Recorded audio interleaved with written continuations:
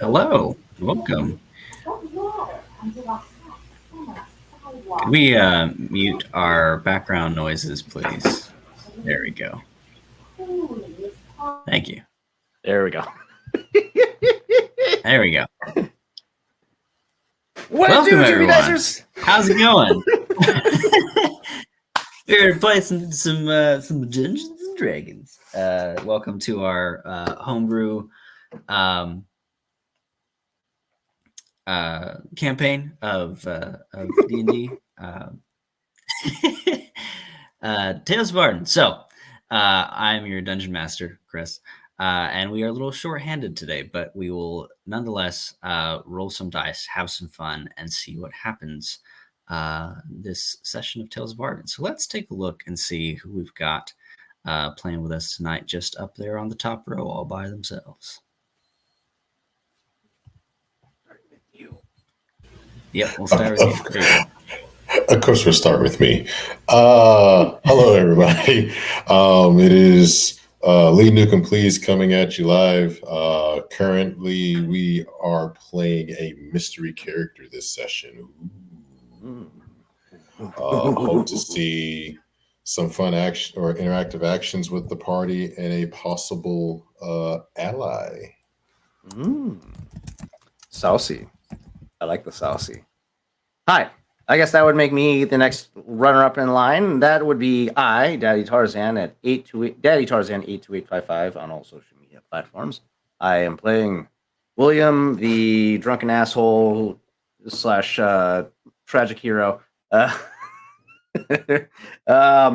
excited. I'm also deathly afraid. I went down from 2 chaos gremlins to one staying in the fire plane and one chaos gremlin that found a fucking secret door in a portable hole or my messy sloppy hole. I'm fucking nervous. I'm gonna knock on that sloppy hole, Tarzan. Take it away, Taylor. Hello. Goddamn. I'm going to prison. Hello. Hello, my name is Taylor, also known as Nerdy Pinup Girl on most social media platforms, mainly active on TikTok or Instagram. If you like fantasy, special effects makeup, costume making, anything along the lines of that D&D stuff, please give me a follow.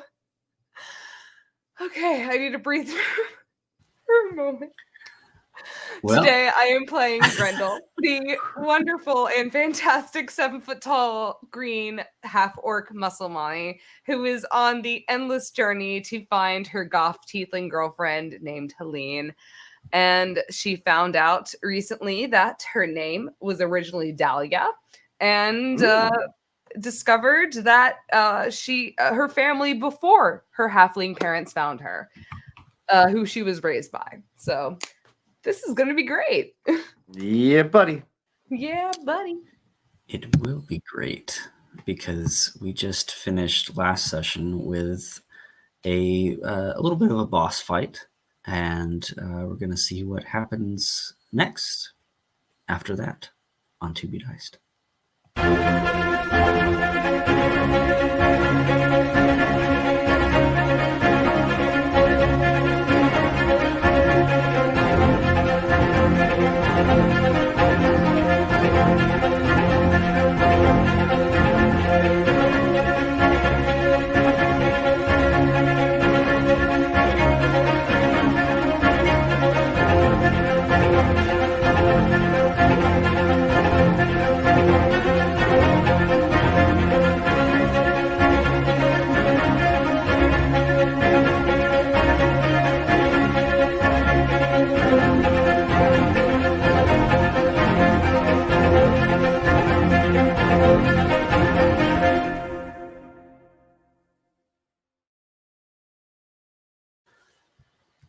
So last time on Tales of Vardin, we had a little bit of an adventure. The party was on the hunt for an aspect of Vorok Ball, which they had chased through some underground tunnels Um, after beating the snot out of it on top of up top above ground, they went down below into its lair and destroyed it, but not before they were subjected to the effects of some wild magic surges, leading to some fun adventures, bamfing them to the Fire Plane and also to the Feywild temporarily, which is going to be very fun once that all plays out, because they promised a little girl named Esma that they would attend her birthday party. And if I remember correctly, Ogner promised that he would come to every birthday party. I rewatched it today. I was like, that could be interesting. Oh no! Oh no! He gave her like what 45 years. He also gave her 40 years. How are these going to be celebrated? Anyway, We'll figure it after no! after making it back relatively safely to the fort of Fort Grimshale, and defeating this aspect of Warwick Ball and its minions that it had currently with it, the party now stands in this space. It is a crumbling, dilapidated room, something that you'd probably use as storage for this naval fort.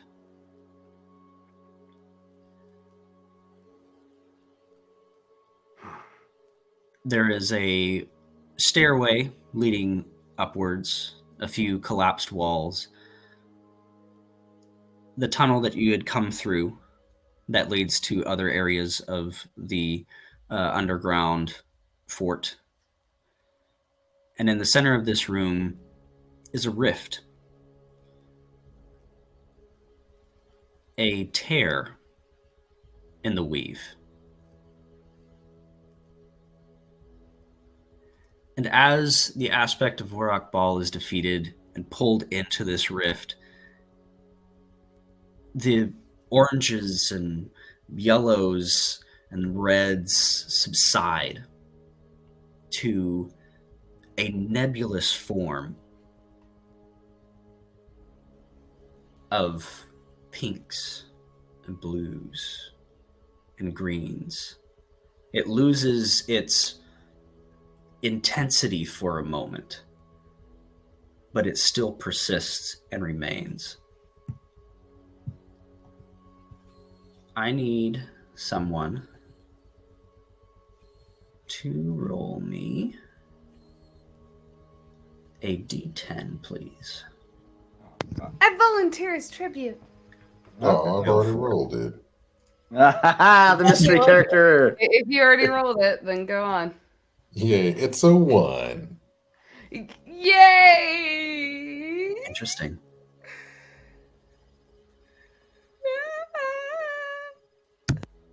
All right. Very good. Continue. Oh boy.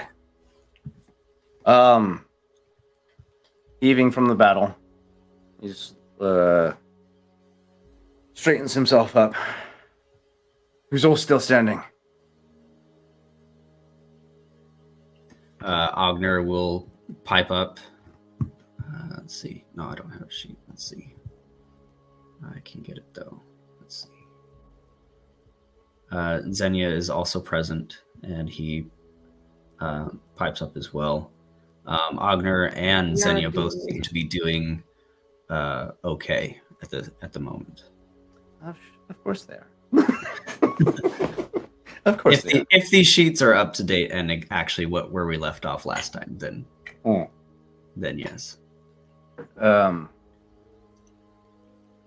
Getting confirmation from everybody still standing.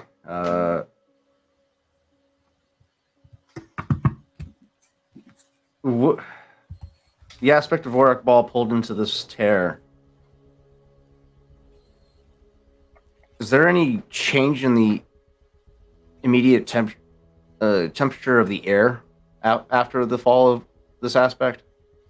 If I Not remember Yeah. if I remember correctly, there was a drastic drop in temperature. Yeah, not immediately, but as the few moments go on, maybe 5-10 minutes down, the ceiling begins to drip.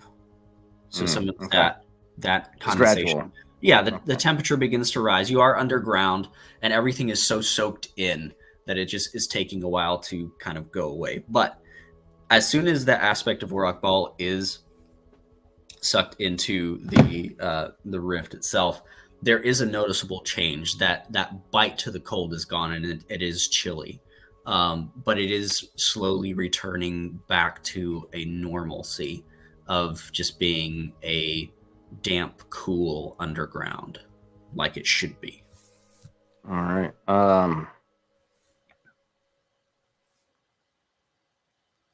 What's the behavior of this nebula in front of us? Is it slowly expanding? Is it remaining constant? Um, As you look at it, it is as if something has gone from violent to and unstable to something calm, not dormant, but under control.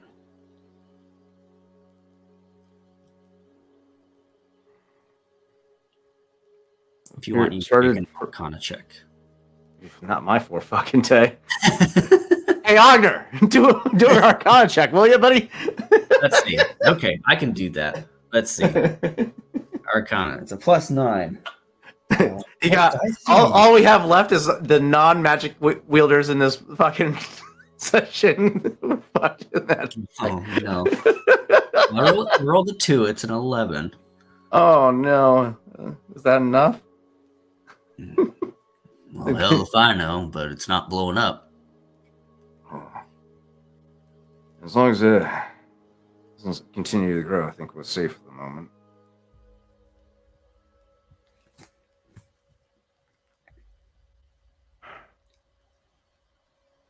Everyone take a moment to recollect yourselves. Mend your wounds. Heal yourselves if necessary. We're going to have to start moving quickly.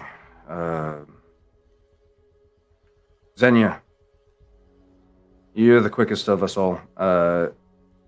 Return to the Myconid colony. Tell them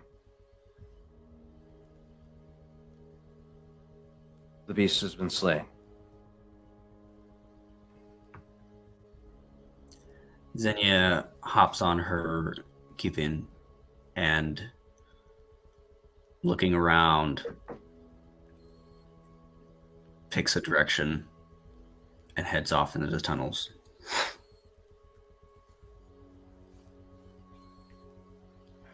Agner, if we remain here to conduct a further investigation, you think this rift will pose a problem?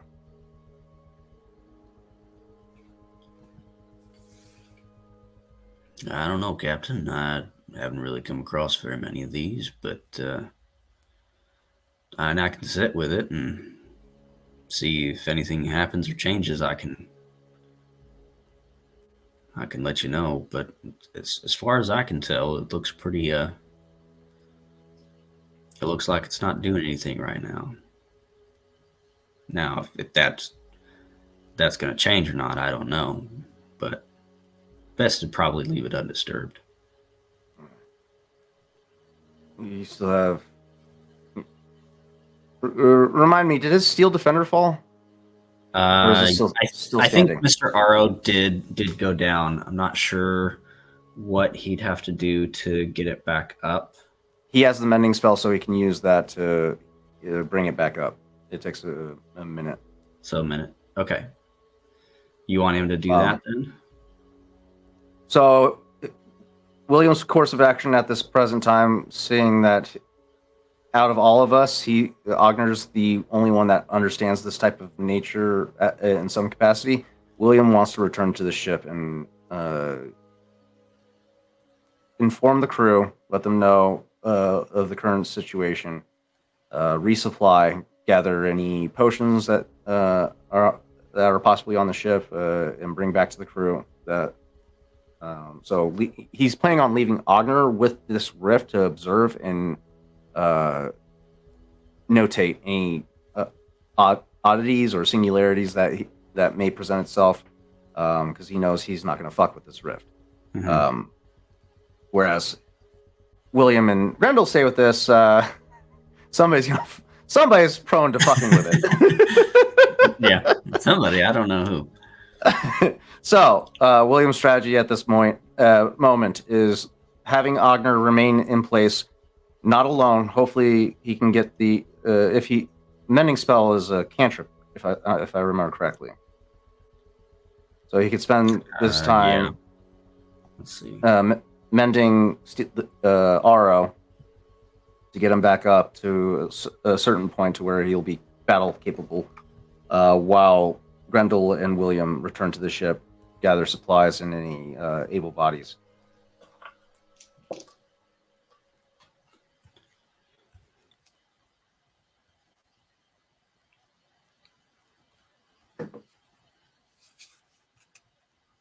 What did I miss? I'm so sorry. My husband. Okay, so were you talking to Grendel or are you just strategizing? No, strategizing with Chris right now on what William's course of action is going to be. Okay, this is a sigh of relief from both me and Grendel. To get you up to speed while... Okay. This doesn't come into play now, but it's just funny. I don't think it'll again, it's just funny. He's casting mending causes the nebula to surge, but not as much as it used to. At midnight, Agni will recite strange lines from musicals he's never heard. So while you guys are sailing at night somewhere, he's just gonna be singing. Just busting out some random fire fucking shanties out of nowhere that no one's ever heard. That's fucking awesome. I'm here for it. I'm fucking here for it. I love it. That's funny. Grendel Taylor Williams' plan of action was to leave Ogner to observe the rift while Grendel and William return to the ship and inform the crew of what's happening, gather supplies to help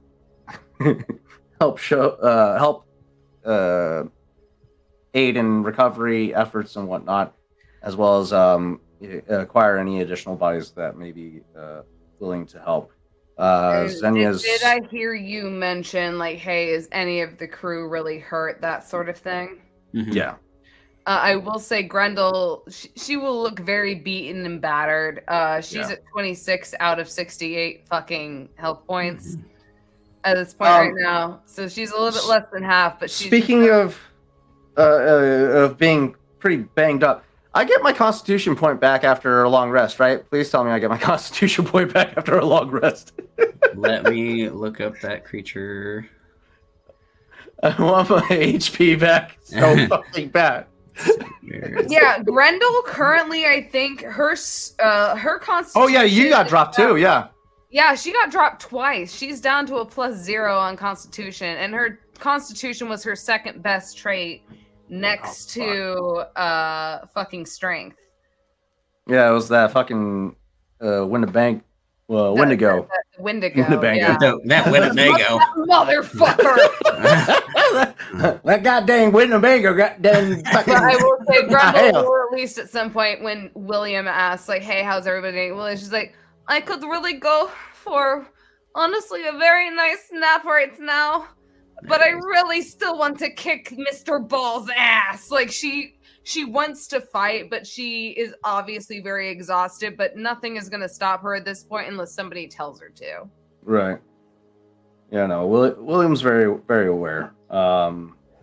That's why right now he's focused on recovery, getting supplies for everyone to recuperate,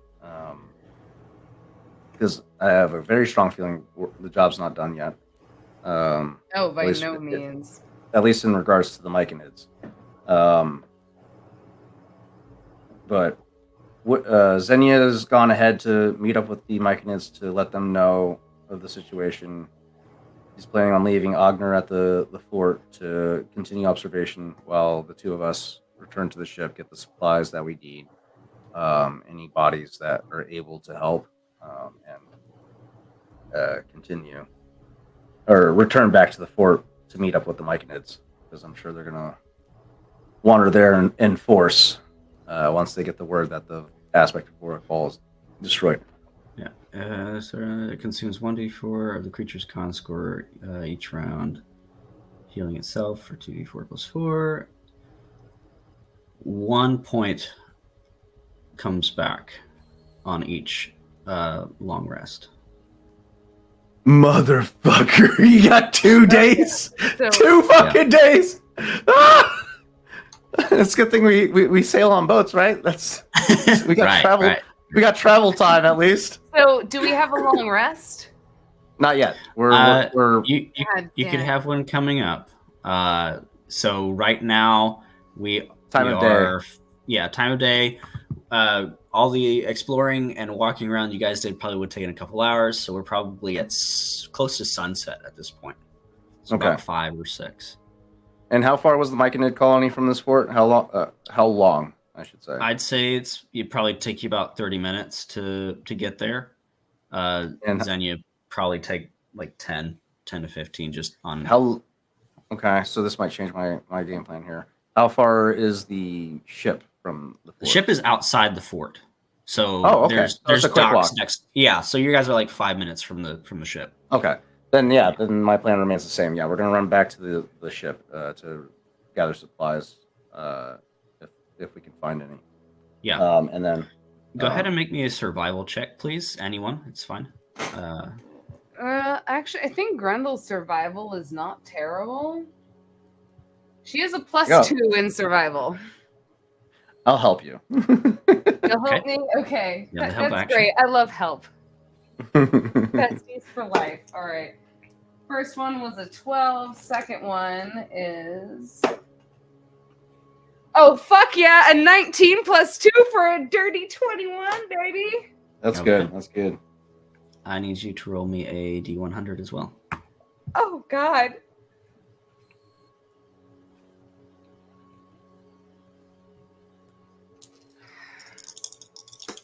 Dice ASMR. 74. 74. God, this makes me so nervous every fucking time. Like the DM asks to roll a D100. I just think the world's gonna end. You make it through just fine. You turn here, there, and you find a set of stairs that goes up into the middle of the courtyard of the fort. And as you emerge into the light, William, you go to make sure that Grendel is, making it okay. And you turn and look for the 7-foot-tall woman.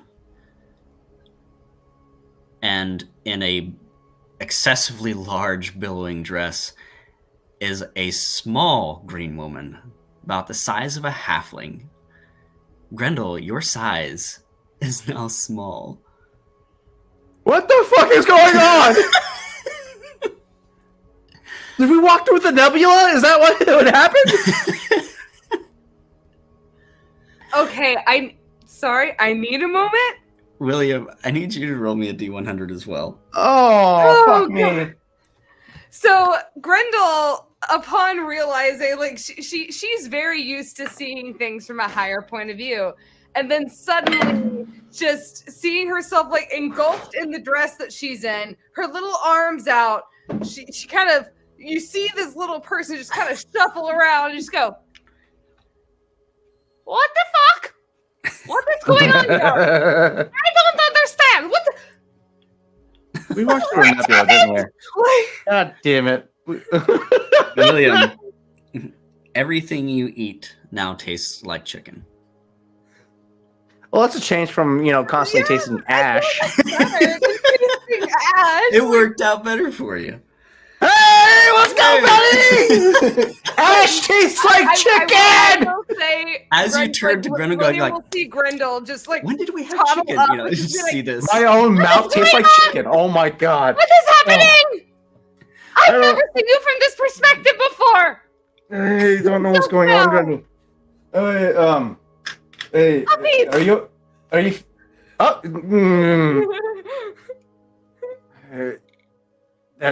yeah, yeah. Oh, no, you're a halfling. You can walk just fine. We just gotta create a bit of a swaddle or a fucking a cloak with the remainder of your dress. Got a baby carrier? A baby yarn? No. Something like almost a full Just body take dress or something. the folds of the fabric excess. and kind of like folding it around, You need tucking a it so baby that it's not you're not that tripping you on wrap it. Yeah. newborns. Yeah.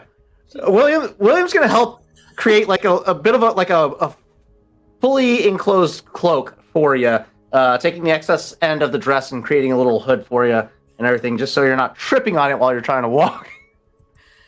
Literally, you just see Grendel, like, as she's wrapped up in this dress, she's got her little arms out like this. She's got her little legs out, and she's like T-posing the whole entire time. And she's sort of, what is going on? I don't understand what is going on! As like She is freaking out right now. She's never Like- been this short since she was like a toddler.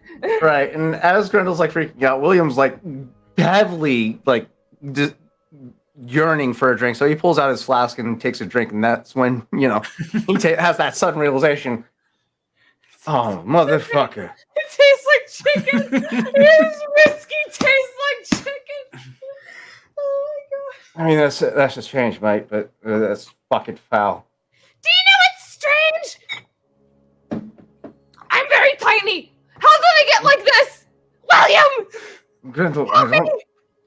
This is beyond my understanding, Grendel. You know this. I don't let's understand get- this point of view really to begin with. If I'm going to be honest, I feel like a child.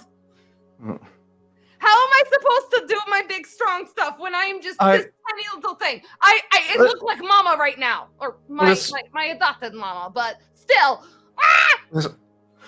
Let's continue. Hopefully, this will wear off.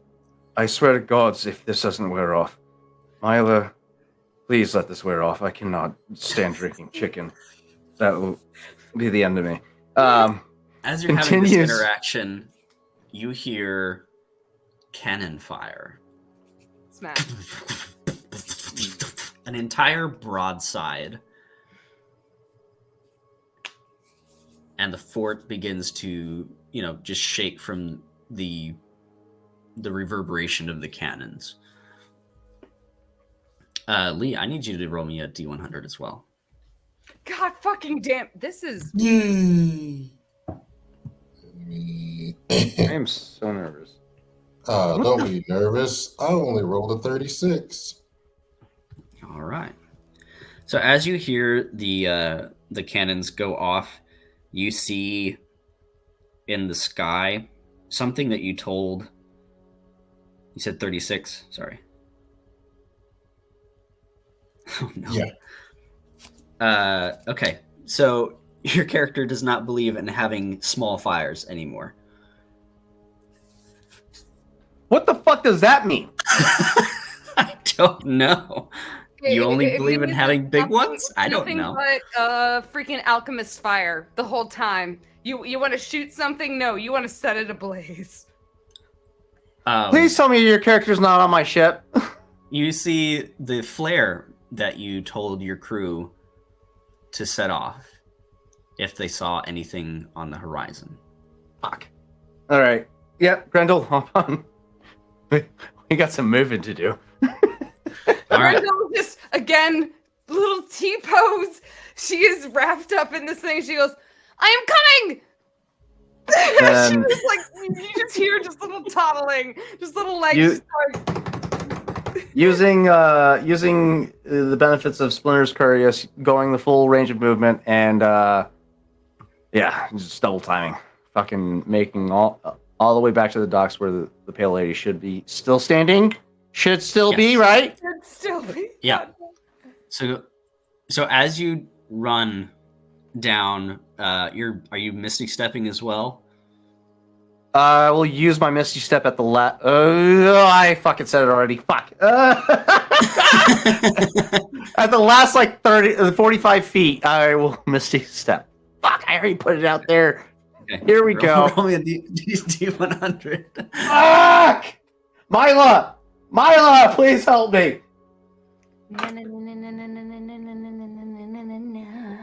That's a 13.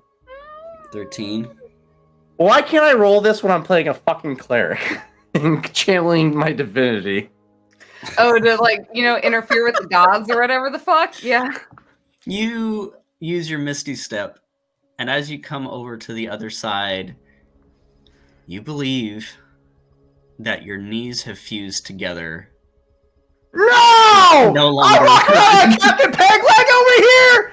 Oh no! So you teleport. No, my legs! No, my boy! I'm fucking around Captain Now- Pegleg! Anyone else can see that your legs are working, but you are firmly believe that you cannot bend your knees, and they are fused like this. It's just Grendel is waddling. you just see little Grendel just tilt her head to the side and she goes, "Why are you doing that? William? I don't know what happened. My knees fused together. Here, hold on, I got you." Grendel is gonna go behind his knees and punch the back of his knees. Without damage, no damage, just for reaction. Roll me a strength roll. A strength roll. Yeah. Oh god. Am I seeing this at all? So, yeah. Sorry, mates. I've got to borrow their wife for just a little bit. I love you all. I'll be back. Okay, I will describe what our friend here and William is seeing as you bamf out and you realize your knees are fused. You also see a horde of these crawlers that are approaching around the side of the fort and headed towards the Pale Lady. You are hearing commands for everyone to reload the guns and hit another broadside as there's another wave coming. Lee, you are on the ship as well. You see the captain running down the dock. He misty steps and then is kind of walking down. So yes, you would see this as well. What would you like to do? That's funny. Fuck. I'm putting that in my memory bank for my character now. Oh no.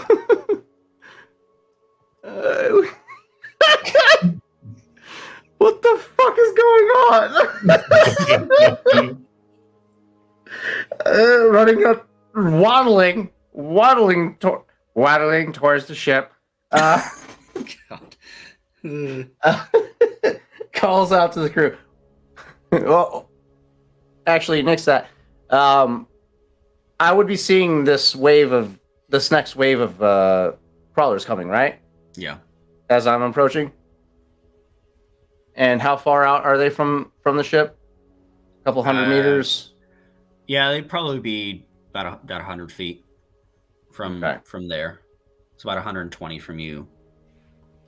And they're just laying down suppressive fire with the broadsides to keep them at bay. Yeah, All right. there's a couple people on these swivel cannons as well because they just let off a broadside, so they're kind of alternating broadside and then picking off a few of them that are the closest with just doing whatever they can, honestly, to keep them further back. You see one person cast like a firebolt at one of them. Okay. 16. Oh God. And he turns into a turtle. No!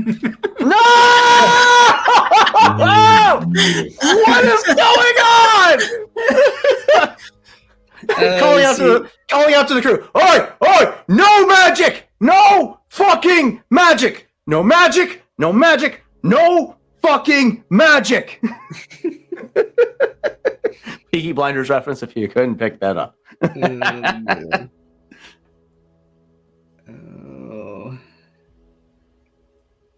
cast 5 fireballs. Victor, I swear to Thor.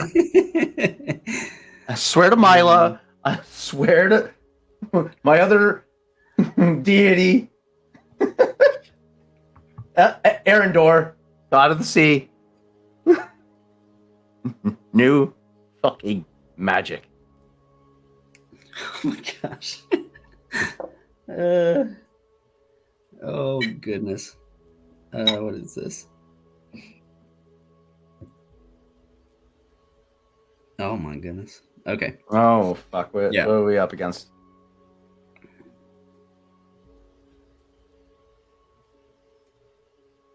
Oh man. Yeah. Before you can get that command out to not use magic, a couple of other spells go off.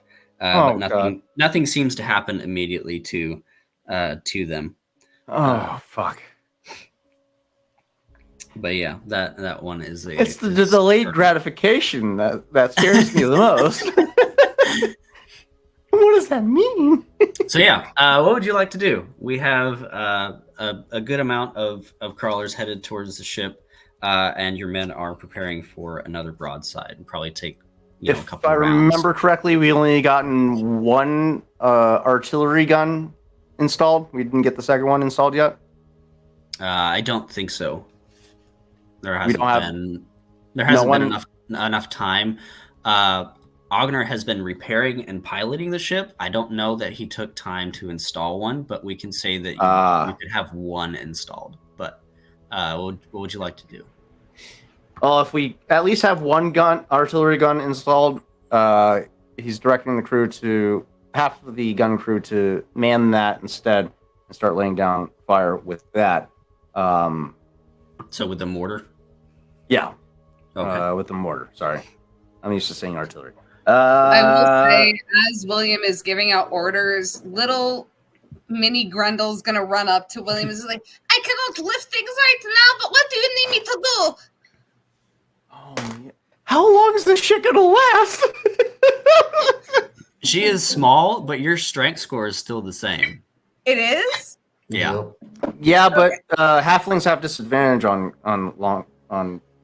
great weapons. Well, I She's think still she's an just orc. the size She's still of half a orc. halfling. Her size is the A size of a halfling. halfling. She's the size of a halfling. I will say, Grendel we get very frustrated, and you'll see some barrels. And you just hear as she waddles up to the goes, ah! And you just watch her flip like 2 giant barrels, and she kind of sits there and shocked. She just goes, oh, and she turns to like, William, what do you need me to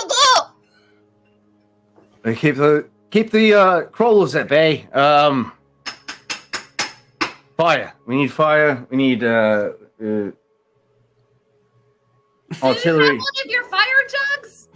I still have Arcanist fire. Yes. Do you want me to shoot it out of the can we shoot it out of the cannon? No. That will break instantly, and that will cause a big implosion. Not do you something want me you want to to do. throw it? I am scared of having her use her fucking shoulder cannon in this form. Well, if her strength is still the same, she's Strength is still the same. okay. You can still rage. Could you imagine just a little mini Grendel just like just Yeah, William's William's gonna have to help her get it out of the hole because there's no way she's firing it from the hole. So yeah, throws down the sloppy hole onto the ground. Starts hoisting the shoulder cannon up so she can shoulder it, and Make a places perception check for me, William. Oh God, I'm so worried. Okay, that's not bad. That's an 18, right? Yeah. 18, yes. Plus a perception, which is 5. That's a 23, my good sir. Okay. Carry on. Shit. No, fuck you. No. I know what it's for. You son of a bitch. You're Immediately getting out of that fucking hole. so you get the cannon out. You leave the hole Can we open. knock on the door now? No! Okay. I want to knock No. on the door so bad. Not leaving the hole open, knowing that there's a fucking door in there for some Well, reason. maybe he'll walk out if we leave the hole open. And then we close it, and then he can't get You back do- setting in. out Go boy. 6 extra shots on the ground before crawling out of the hole, closing that bitch back the fuck up, and putting it away. As you turn to close it, you notice that the whole area has been cleaned up. All of the knives put back where they should go, all shined, sharpened. The butcher's apron put back where it goes, hung on the wall, and everything is wiped down and clean. And honestly, the shells that you are putting out almost look like they've been polished as you set them up. Don't trust it. So- Don't fucking trust it. Fucking scared, Chris. Why are you torturing me? You close it back up, and you know how your While I'm shots dealing with an army of fucking crawlers. with fused knees, nonetheless. While I'm hobbling around like Captain Pegleg. That's a sight. Well, I see hey, a guy like just Just straight think like of it hopping as extra fun. This is like a fucked up side quest, I feel. This Like, is we're so in a situation stressful. like a fucked up side quest that we decide to take on when we want to take on, when, you know, we're not being fucking completely bombarded by crawlers right now. Oh my god. Yes, fucking main focus, keeping the fucking crawlers at bay. I am throwing my alchemist fire to create a barrier wall, a makeshift wall of fire, essentially. Okay. Let's go ahead and roll some initiative then. William right. will go ahead and throw that. How many alchemist fires are you using? I have 8 remaining. So I need to create. I'm using. I'd imagine I'd have to use all 8 to create a significant wall of fire. Of my own. To block off enough of the area. Yeah, let's Yeah. say you could probably do it with 6. Okay. I'll burn all 6 in that case. Create a wall of fire to slow them down because we know they don't like fire. I rolled a 12 plus my initiative is a 5, so 17 for initiative for William. Okay. Thank you, Tiff Cree. Appreciate you hopping in and supporting us. What's this on? I'll go to it. We are rolling initiative, right? No, I'm saying. Correct. Yeah. Sorry, my husband's wanting to watch us currently. So Hey, you good? You're good. Heck yeah. Welcome. You can catch us live on 2B Dice Adventures on Twitch. I am so fucking nervous, guys. Ugh. Fucking hole with a door in it. Sloppy hole. Oh man. I hope Keep You saying, know what? saying sloppy hole, and it is going to be a bag, man. Oh my god. I'm not gonna lie, I'm genuinely hoping that this turns out to be like a really cool, like friendly fucking portable hole monster that, you know, polishes stuff for the crew. Because that would be fucking nice. That would, you know, it would be a little nice little present. Instead of, you know, my worst fucking fear. I keep forgetting I have advantage on initiative rolls, and Yes. I almost panicked for a minute. Because you rolled in that one on the first one. What did you roll? That one's worse. I rolled a 9 on the first one plus 0, and then the second one was a 3. So let's go. Nine initiative. Look at that. Yeah, 9 initiative. Let's go. Okay. All right. William, you are up. The horde is right after you. Then Xavier on deck. All right. I'm so tapped out on everything. Fuck. At least I got a barrier of fucking fire in between us and the ship. Just going to maintain distance at this point. 3 shots. 2 from Ivara, 1 from Nadia. Taking out as many as I can while they're at range. So, Okay. Alvaro's 2 shots are. And that one. Fuck me. Oh, no! That's a misfire. Fuck. Shit. Fuck! No! Misfire on 2 or lower. Hold on. Um, Give me 1 second.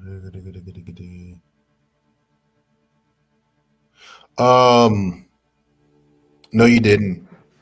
You just feel a magical presence, and you did not misfire. you have a portent? No, I used a card. Card. So Okay, you so rolled does a he have- 3 instead of a 1? Okay. Or was it a 4, William? I can't remember what you rolled for that one. I forget. Oh yeah, was it's that a me? 4, not a 3. 4. So you rolled a 4 instead of a 1. Yeah. That one? Yep. Okay. Okay. All right. Okay. Interesting. Well, I'm assuming a 9 plus 3, which is 12, doesn't hit. Does. Oh, shit. Look at that. So 12. All right. So the 12 first to one's hit. okay. Is that the 4? That's so if you and that one plus whatever he added to it, if that Like, Oh no, cancels out it changed your nat changed one it to a 4. oh, so then that's a 13. 13. Okay. So 13 to hit. That's not damage. That's just the hit. Then the second attack, since I don't have a misfire on my hands, thankfully, 17 to hit. Okay. Yep. Let's go ahead and roll the first 2 damages of that, which is 2d8s. That's a 1. Is that a 1 or is it 7? That's a 1 plus 8. That's 9 on the first hit. Okay. Plus 7, so 16. Second hit, 8 plus 3, 11 plus 7, 18 on the second hit. Okay. I need you to roll me 2 d20s, please.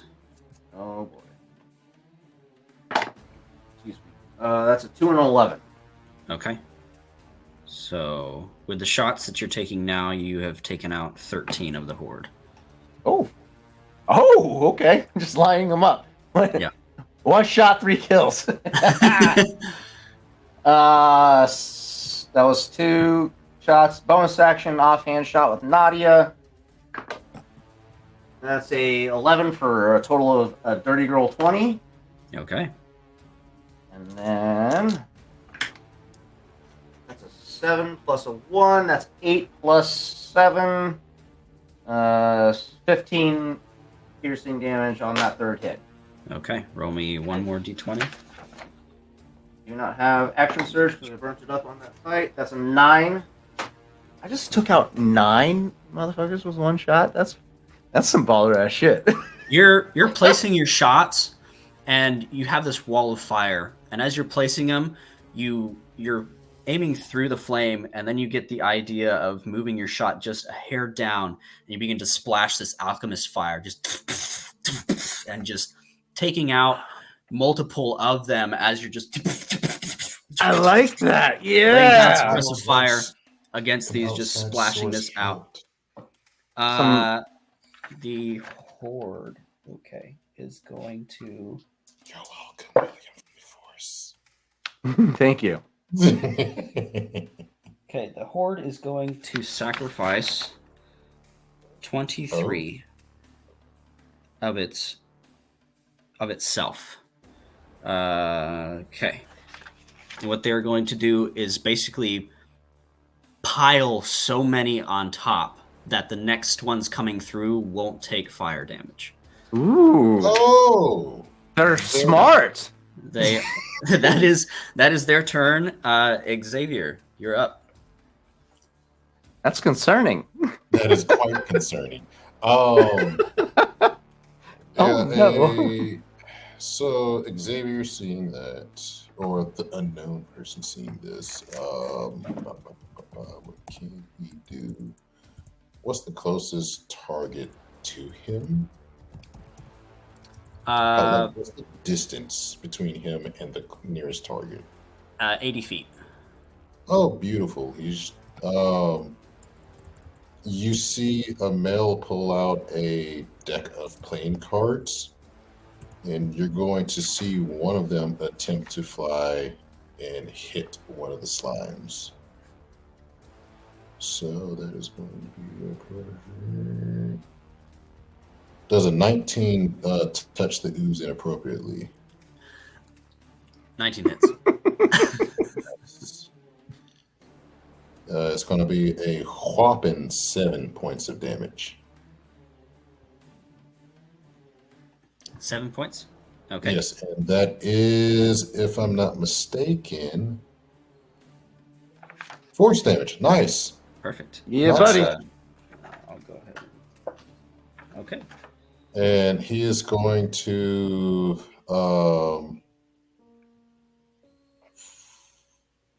how fucked up does Will look right now? Pretty banged up. Not like broken, but he is hobbling around because of his fused fucking knees that he believes he has. Straight leg. That's so funny. Oh, Am I a joke to you? Am I a joke to you? Let me reposition. I'm not going to say it. Like the gingerbread man just running around. But I'm not saying you don't look fucked up. But Run as fast as you can. You can't catch me. I'm the gingerbread man. let's see what else I can do as a bonus action.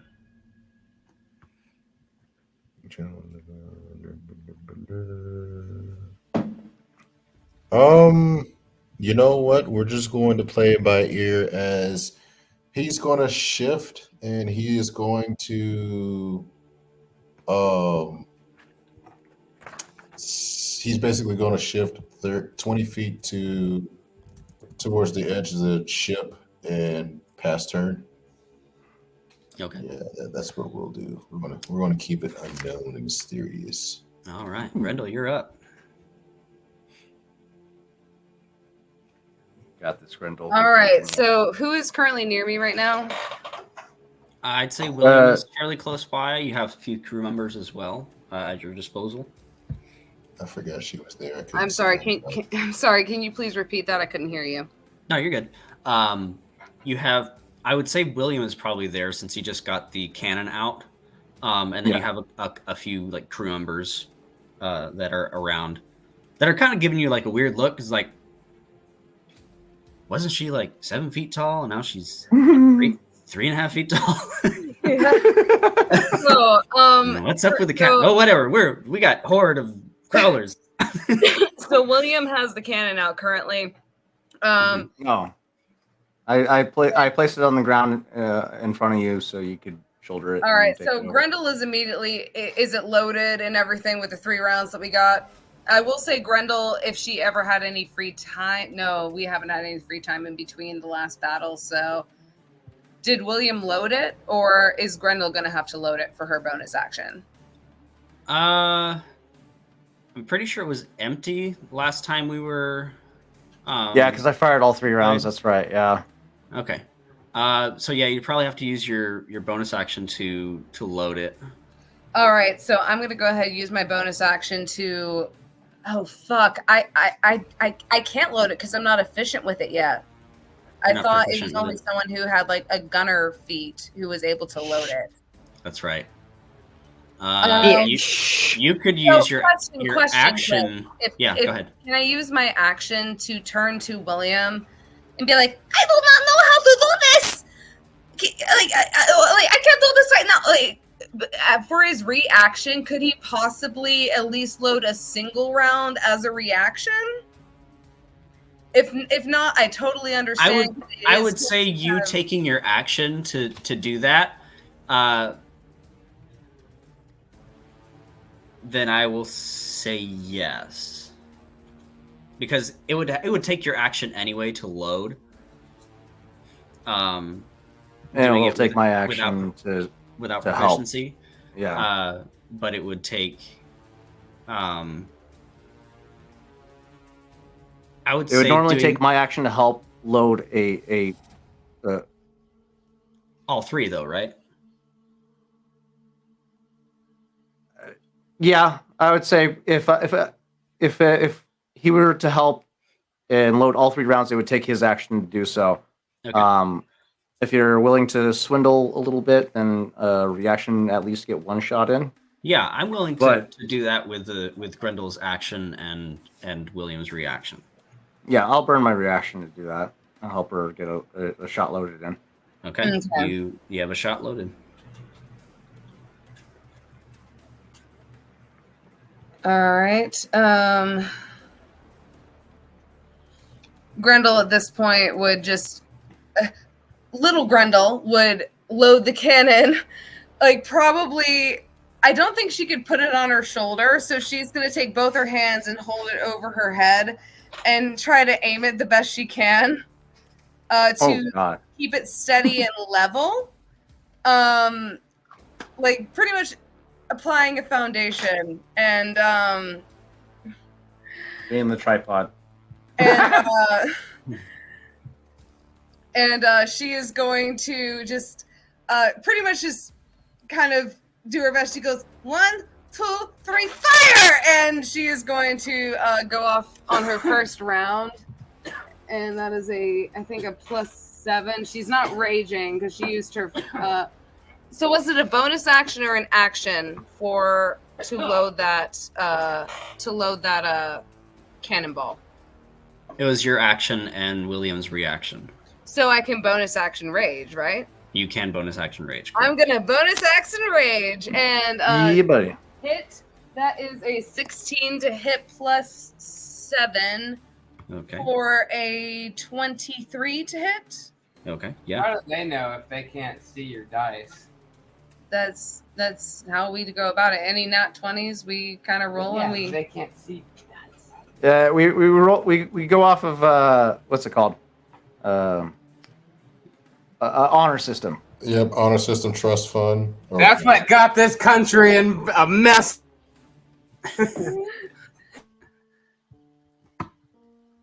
All right, we got a nat 20.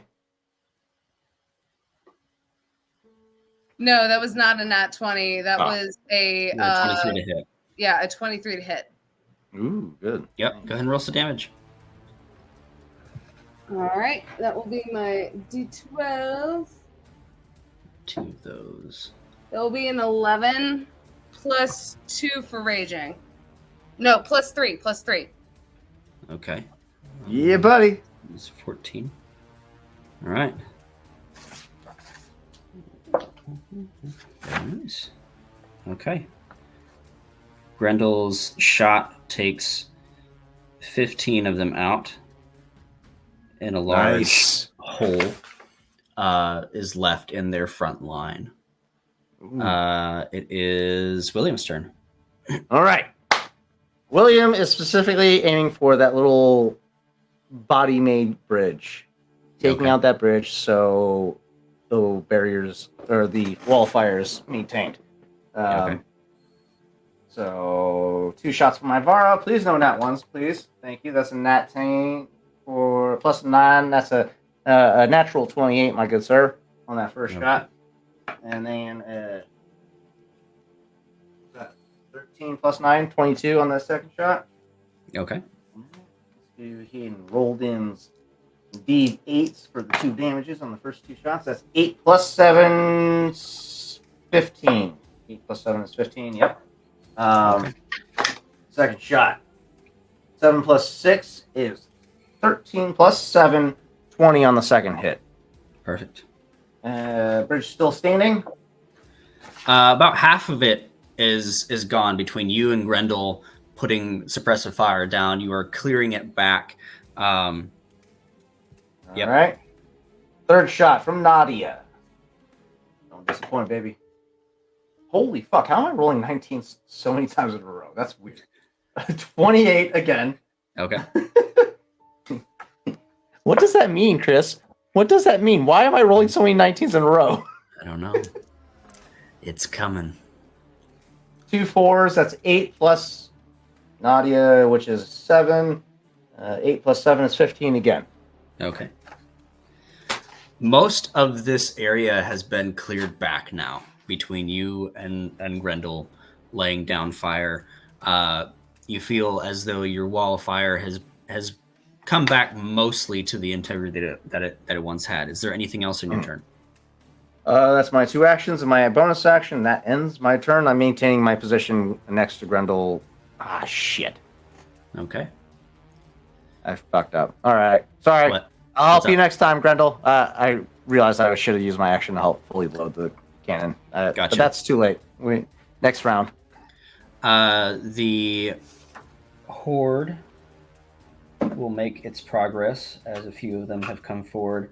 You begin to see some of these crawlers again try to move over top of the flames to create this bridge. And let's see, yep, there are 5 now that have moved into the flame, sprouted wings, and are begin to fly straight at the ship. Fuck is on the ship?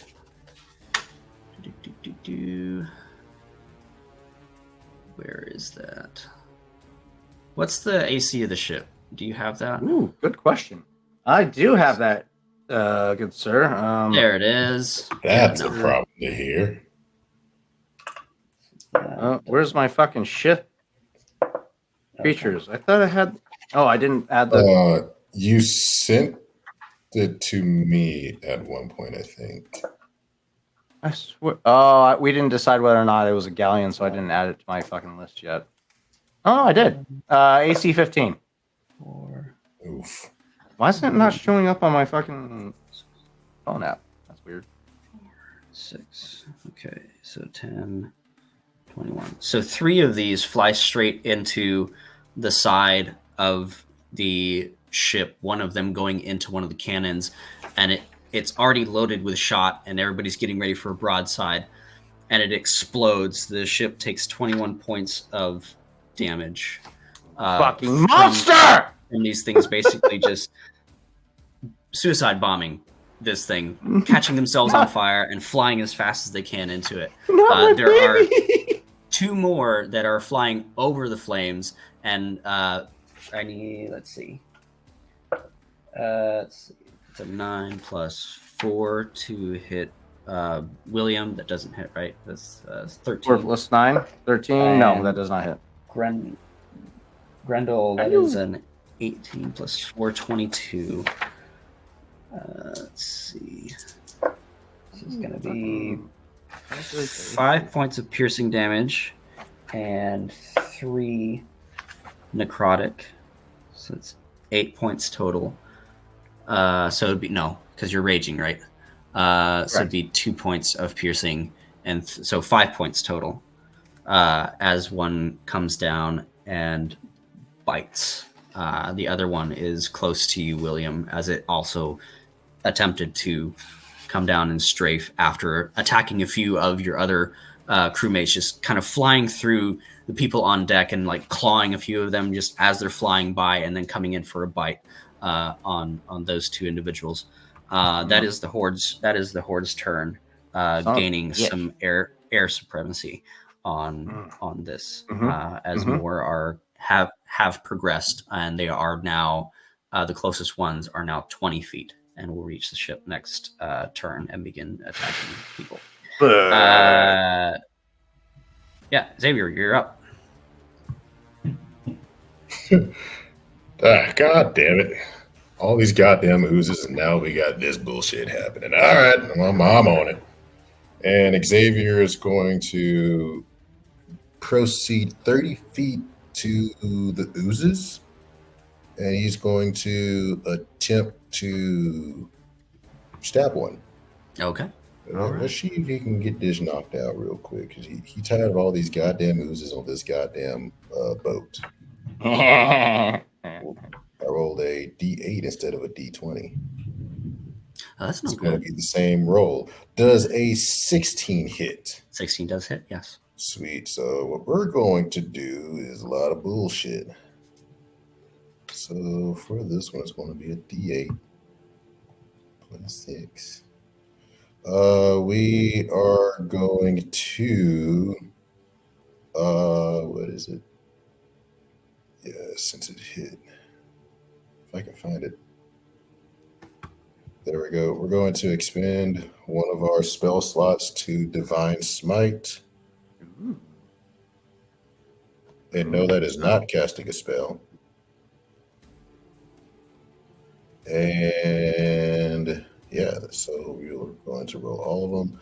That's going to be 19 damage. 11 of it is going to be, I believe, radiant for Divine Smite. 11 is 11 of it is radiant, Yes. and the rest is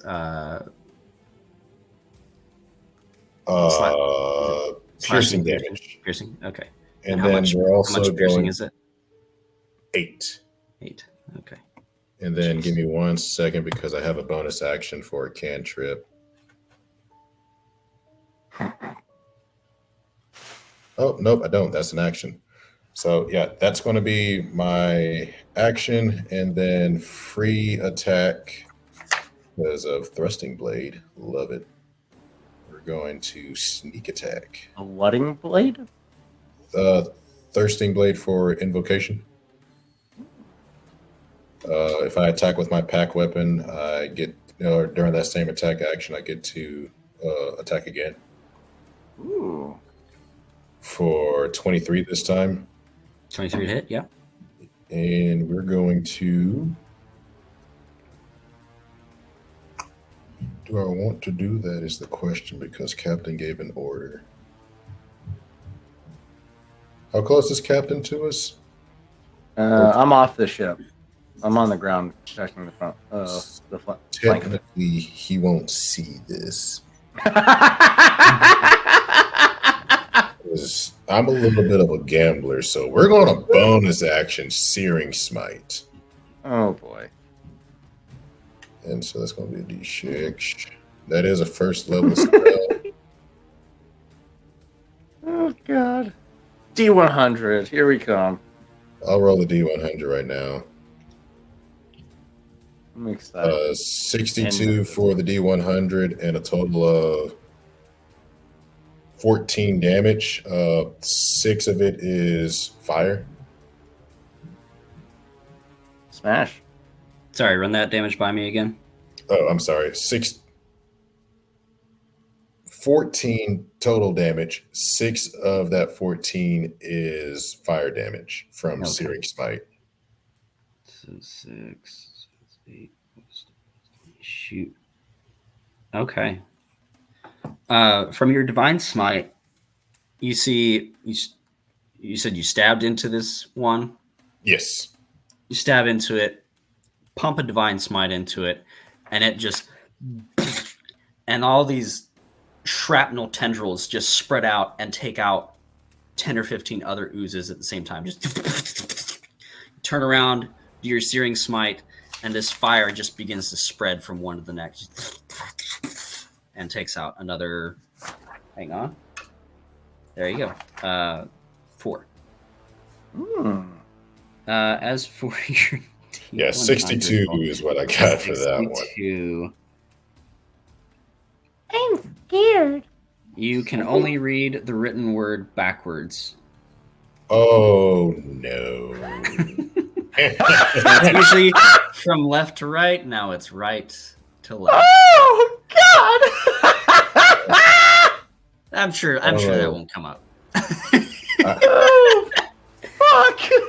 That's hilarious. That is painful to hear. That's so fucking hilarious. Oh, and I am going Islet. to. What does islet mean? And as far as, so I will send my crow over to who's as close to them, Grendel or William? Grendel would be placed on the ship, or It would have been on the William and Grendel would have been the ground force, kind of acting as a barrier between the ship and okay, whatnot. yeah. That's where the firewall would be established. Because I'm not setting my ship on fire. That's Do damn we- sure. Do we have any oozes currently flying right now? Yes, we do. We have 2 of them. One is attacking William. One is attacking Grendel. I will send my crow to assist Grendel because homie never saw her this short and think that she can't handle an ooze that is bigger than her. So he's going to send his crow over to her to attempt to attack. Okay. Let me see what Smart. even stat That's is. smart. I don't know what the fuck it looks like.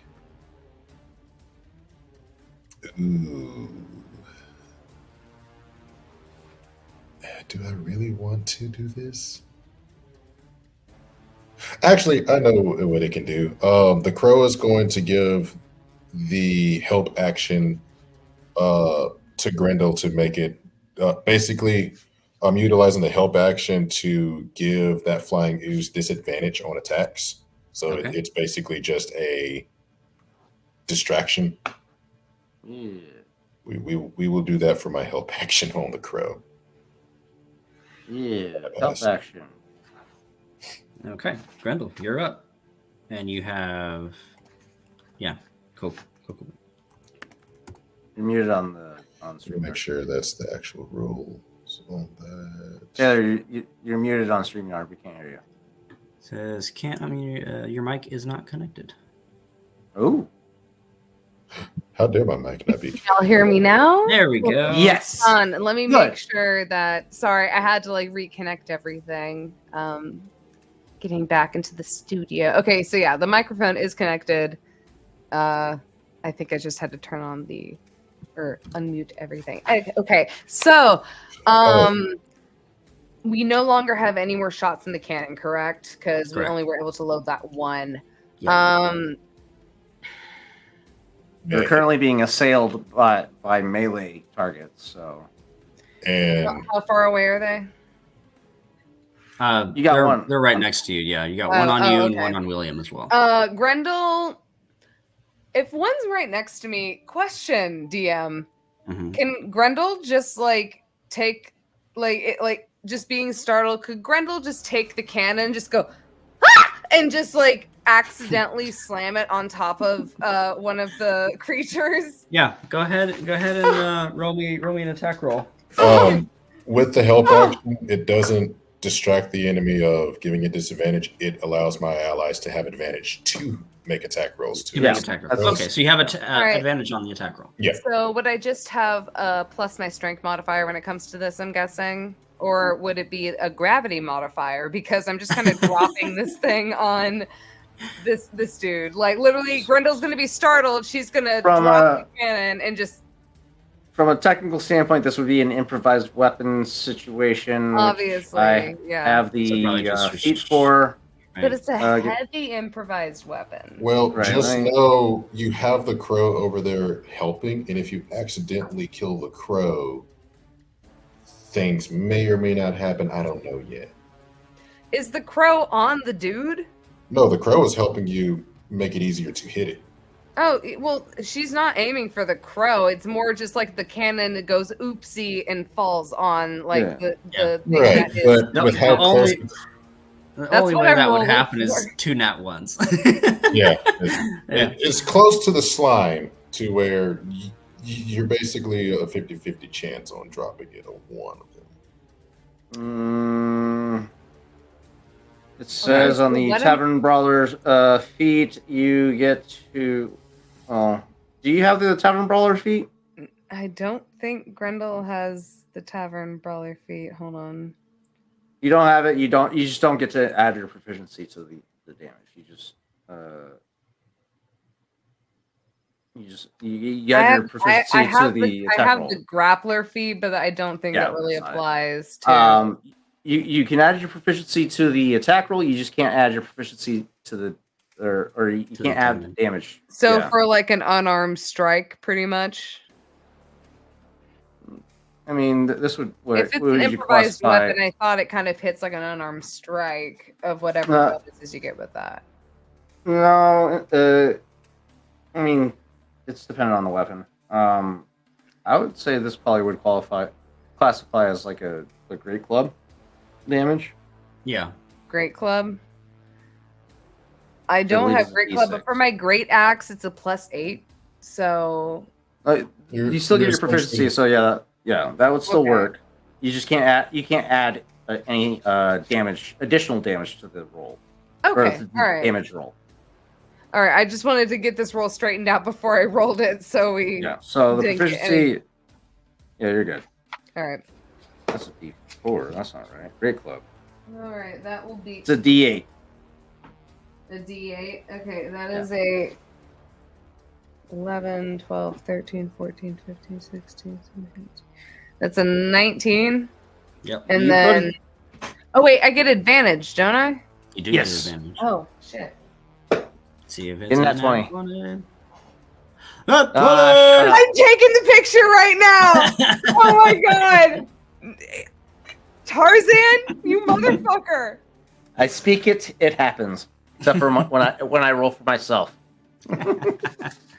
Ooh, nice. You can apply your rage damage still to that damage too. Oh yeah. Mhm. It's That's going in good. the chat. Oh, yeah, no, that's a nat 20. Remember when I rolled that nat 20 for to curse the cannon? splat on this melee fucking goop that's coming Curse towards splat. me. 100%. It's a Why was D8 it damage a roll. Curse splat. So 8 plus whatever you roll for the D8. All right. Hold on, That's your strength modifier. I'm posting and bragging this nat 20.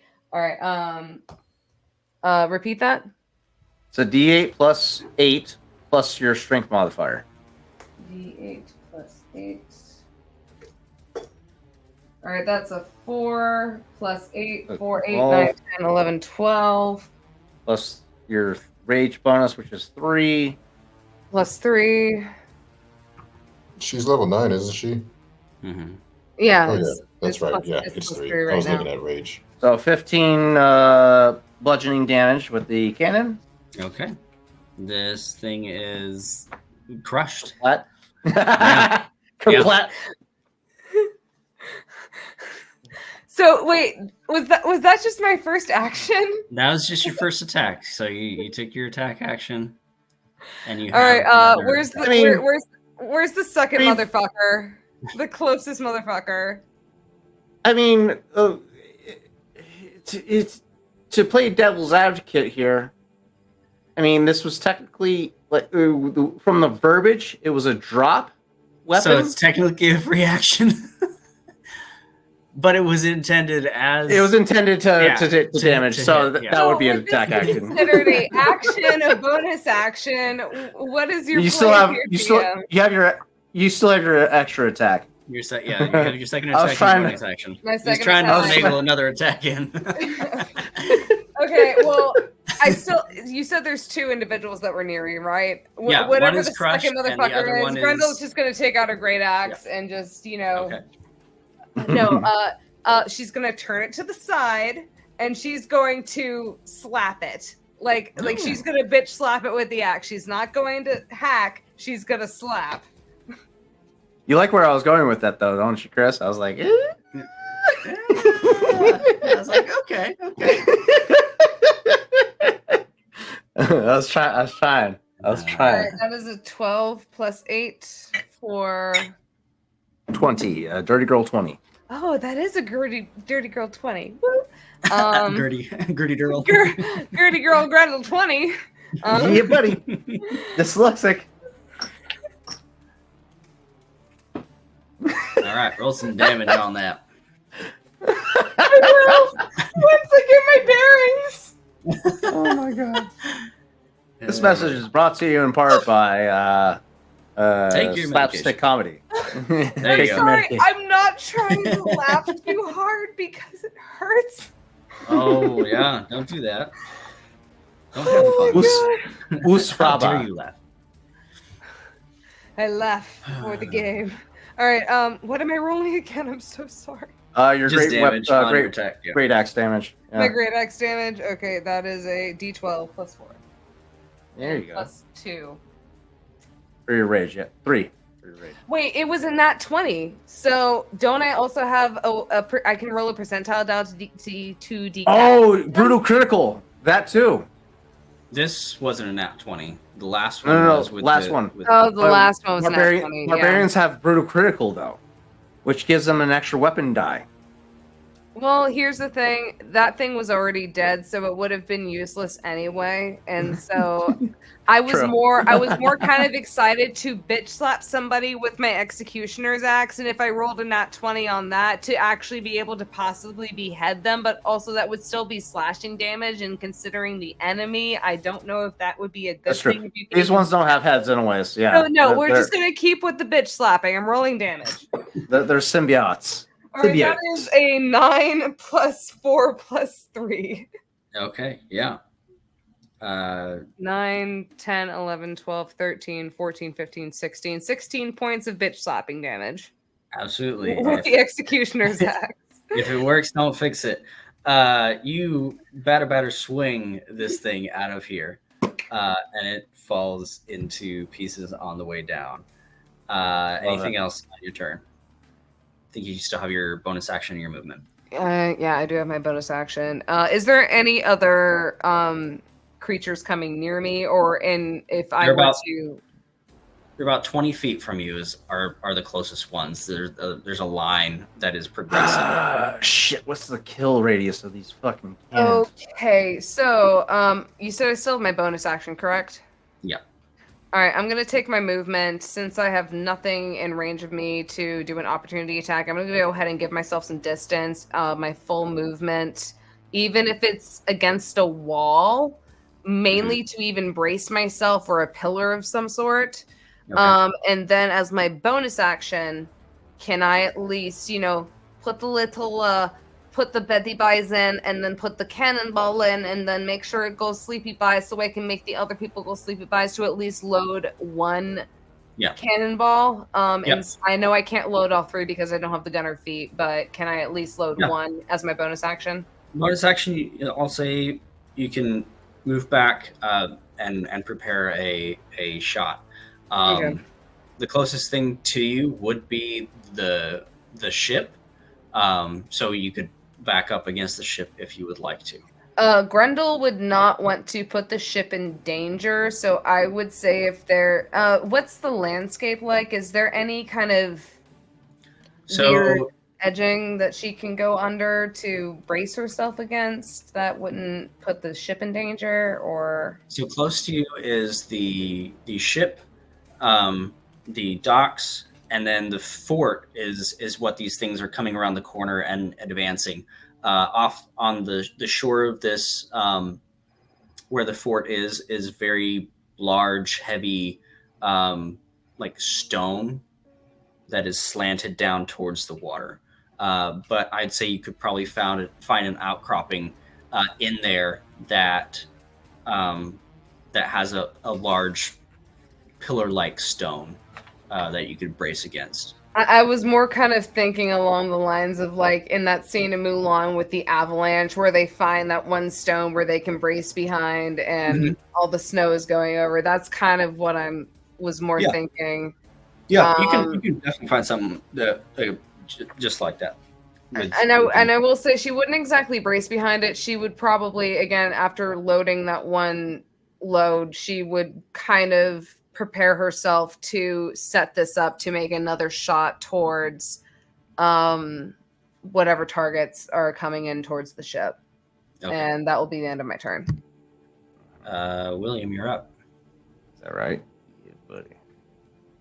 He's been analyzing his sheet. Like that man's got plans. I got this one. All right. What's the minimum range of the swarm from the ship?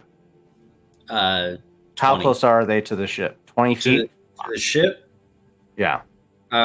Ship's probably another... How far would you position yourself between the horde and the ship? Like, how far would you be from I would have at least tried to get 30 to 40 feet in front of the ship to give them still enough significant range to be able to still fire.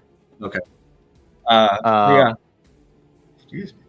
Yeah. So the closest one to you would be 20, so another 30, so 50 feet. Okay. I'm going to use my action to command a volley from the ship. Broadside. Try and take Okay. out as many of these motherfuckers as I can. Okay. Is that your action?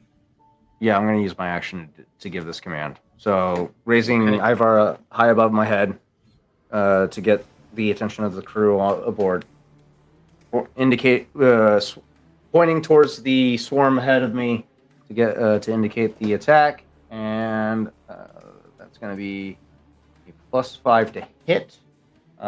You want me to roll the attack hit, or you want to roll the attack for the ship? You can go ahead. As you order to fire, one of the crews goes, "We're not quite ready yet. Are you sure?" Oh shit, they're not ready. Then I'll give the command to load.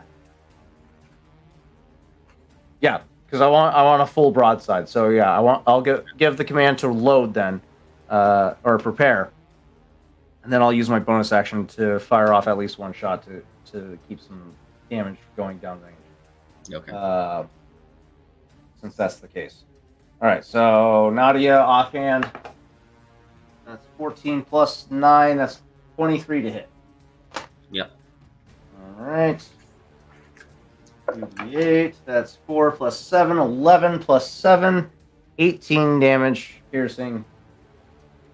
And that will end my turn as I wait for the crew to ready their shot. Okay. I need you to make actually in between the ship and the horde. Mm. Okay. So I need all three of you to roll me some dexterity saving throws. Oh no! Not my most dreaded form. Wait, of we're rolling saving deck throws. saves. Oh, fucking shit nuts. God damn it. Let's see what we got here on me. +0. Oh no! 8. Okay. Woo! 17. That's a 2. You have 2. advantage on those, by the way. Oh, I do.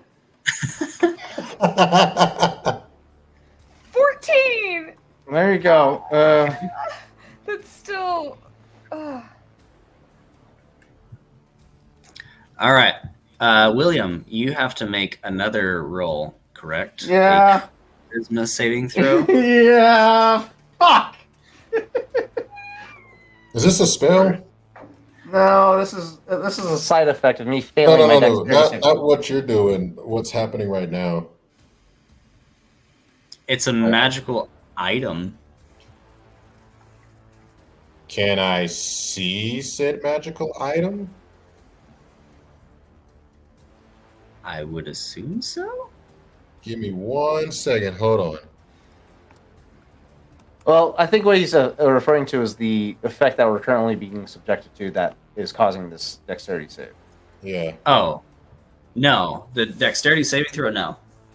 Oh, well, shit. The dexterity saving throw is the horde. As it has progressed, the line has progressed.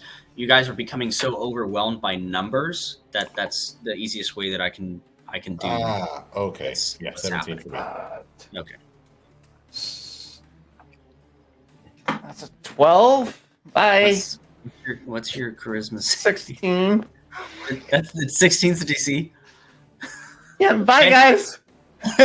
William is gone. Did you make 16? What No, do you mean by gone, Chris? Like Poofed. Just he whooshed? Remember what happened when Whoosh. fucking Nog decided to punch a rock that decided to spike out at everybody? Yeah, that shit happened again.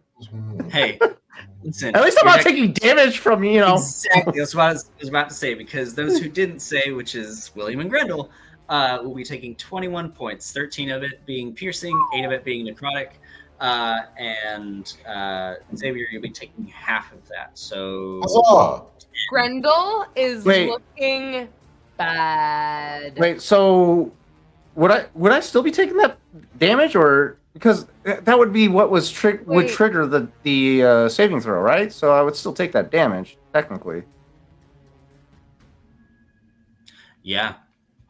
Also, So- Chris, could you repeat that kind of damage because I am raging and I need Yeah, half of it uh, if it's physical thir- damage? 13 piercing and 8 necrotic. So you would take only 6 points. So 6 plus 8, so 13. 14. So I'll be taking 16 because I have necrotic damage. Yeah. Grendel is looking Pretty rough. Ouch. Yeah. He does not look okay. When you return, William, is that at the end of your next turn? That's a good point. Let me pull it back up. Give me 1 second. For the viewers, William is wearing what is known as the Splinter's Cuirass. Every time he is subjected to a dexterity saving throw and he fails it, he has to make a charisma saving throw of 16, or be banished to a demiplane where the wearer is banished for 1 round and can return on their turn in the initiative. The creature makes another charisma saving throw of 16. On a success, the creature rolls a new initiative. On a failure of 10 or more, the creature suffers a penalty to their current initiative and cannot act until the next following round. Yeesh. So I have to make another charisma saving throw when I come back to figure out if I can fucking can act on that round. May the gods help us. So this could potentially take me out for 2 rounds. All right, Xavier, you're up. All right. Xavier's going to recall his crow. And can I actually do... Hold on, before I officially recall it. Imagine if we would have stuck with the original rules for this. Okay. Oh my god. So yeah, he's going to recall, and he's just going to groan, shake his head, and proceed to... There's a few options here. This would be the logical thing for him to do. So he is going to attempt to attack the horde, or at least a slime ooze. Okay. And let's see what we roll. Does I think a 15 hits? Yeah. Okay. So this time we're going to Divine Smite again. We're going to get rid of another first level.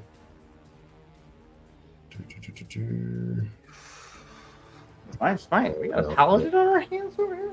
That's what I was saying. This guy's been smiting left and right. It's obviously some paladin shit going on. I am definitely not a paladin. How are you smiting shit? Don't worry about it. I'm trying to keep all of us alive. I worry about everything. Ooh. He's definitely a cardmancer. Shit, Well, we don't know who the fuck he is either So- way. All right, William. So we're going to start off with 10 piercing, 5 fire, and 16 radiant. Why are you calling me? I'm not I'm not on sorry, this planet. Chris. Hello. Oh god, that was fucking nerve wracking. 31 total damage. It is 52 total damage because fire and Is radiant a are vulnerability. double. Yeah, buddy! Yeah, Picking up Whoa! chunks of this horde for sure. Yeah. We're going to free action. Do it again. And then you do it again. Let me. God, why am I? Watch A me. nat 20. We're going to use my last paladin spell for this. So, goodness, this is a problem. I'm out of paladin spells for everybody's. I'm out of paladin spells. Oh no, that's clear. We're good. How do you want me to double the dice on everything? So we do crunchy crits. So it's Crunchy. max Full damage. and then you roll. Yeah. Wait, max damage and then I roll. Max the damage additional? and then you roll and add. Yep. Give me 1 second. Yeah. Pull out that calculator, baby. So Well, while he's doing that, I realize this happened after my turn. Does this potentially take me out for 3 turns? Potentially? Because this happened after the dexterity saving throw happened after I took my turn. Okay, read that when you return to me again. Let me see. Put a 6. So The wearer is banished for 1 round and return on their turn. So you would return at the top of the round when it's your turn. Okay. All right. I was a little worried. I was like, ooh, this might potentially take me out for 3 rounds. So all in total, Chris, and you said they are vulnerable to fire and radiant, so they take double. So I've dealt 90 total damage. Jesus fuck! Oh my goodness. And I'm doing all of this with a hidden arm blade. Just okay, we got it. Swiping and slashing. We're just introducing Assassin's Creed into Wait, this yeah, motherfucker. what All right. Assassin's Creed is this shit? That is literally what immediately popped in my little noggin. I dealt 90. Smash. Bonus action, I'm going to delve into my cleric spells, and I'm going to cast Sanctuary on Grendel. I will roll my D100 right now. 6. All by her lonesome in a horde of fucking crawlers. In her little gremlin self right now, being halfling size. Grendel does not feel okay right now. The crow is presently on my shoulder, but I did roll a 6 for my wild magic surge thingy. So I'm completely out of paladin spells right now, and I have lost concentration on. Oh, fuck off! Wait, here we go. Wait. Oh, dear God. He had to roll the fucking D100 and it was a 6. Yeah, we got another save coming up. It was a 6? So, that amount of damage is insane. First of all, you have pushed the horde effectively back 30 feet. So you've given yourself breathing room. You've cast Sanctuary on Grendel. And after that moment, you become obsessed with kittens. Oh, you motherfucker! Yes! No. I want kittens! Come! Can we have some kittens on the ship? Please! This is going to be funny as hell. So, doing all of this, or the unknown person's going to look at Grendel. Now, listen here, little lady. I'm pretty sure you're Grendel, but hear me out on this. Do you know if the captain has any hidden kittens? Kittens. So Grendel, first, so Sanctuary, does Grendel get any like temp hit points or? Sanctuary, you are basically you are a warded creature within range until the spell ends. Any creature who targets you for attacks or harmful spells must make a wisdom saving throw. On a failed save, the creature must choose a new target or lose the attack. Okay. Or spell. The spell doesn't protect you from area of effects such as fireball. If the warded creature makes an attack or casts a spell that affects an enemy creature, it ends. Okay. If you attack or yeah. Okay, so upon this stranger just turning to Grendel and mentioning like if the captain is hiding any sort of kittens, Grendel's looking rough, but her hair is a bit like a mess, and probably one of her eyes is probably a bit swollen, but she turns, and she's still also very small. She turns to Xavier and just goes, "If the captain has any kitties, I will make sure to find them. Or I will snuggle all of them after I kill every single one of these things." And then you just kind of see and Grendel just kind of again turns back to the enemies. She is still tater tot. Grendel just again turns back to the enemies. She is still small, but she is actually still trying to make herself big. How William kind of wrapped her up and stuff kind of makes her look a little bulky, but she's also extending her arms out. Like she's straight T-posing right now, trying to make herself look bigger to intimidate whatever melee individuals are coming in. She's not used to being this small, so she's trying to accommodate, and she's kind of like, would say maybe a little bit insecure even. Nay. But she also would totally is down to pet kittens. Like she loves kittens. Like snuggle I did wuggles. not expect all the this way. Chris, to be. I would like to adopt Tater Tot in game. You know, Okay. this is Tater Tot for those of the viewers. I would like to adopt her in game as well. So Chip what cat. you're saying is Tater Tot's going to be Millie's obsession of cats to be petting.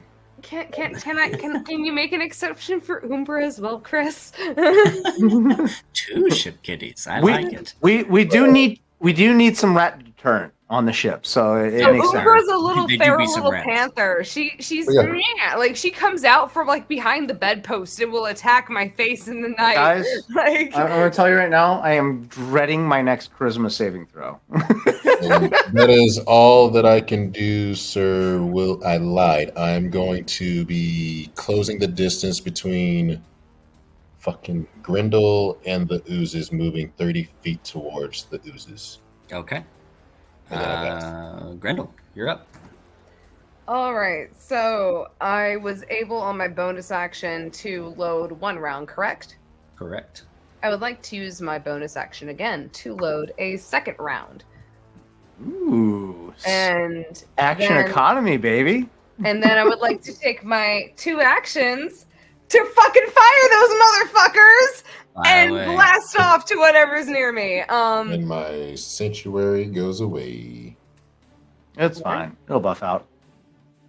It'll buff out. You got it. You got it, Grendel. They're at it. You're at a range anyway, so you're fine.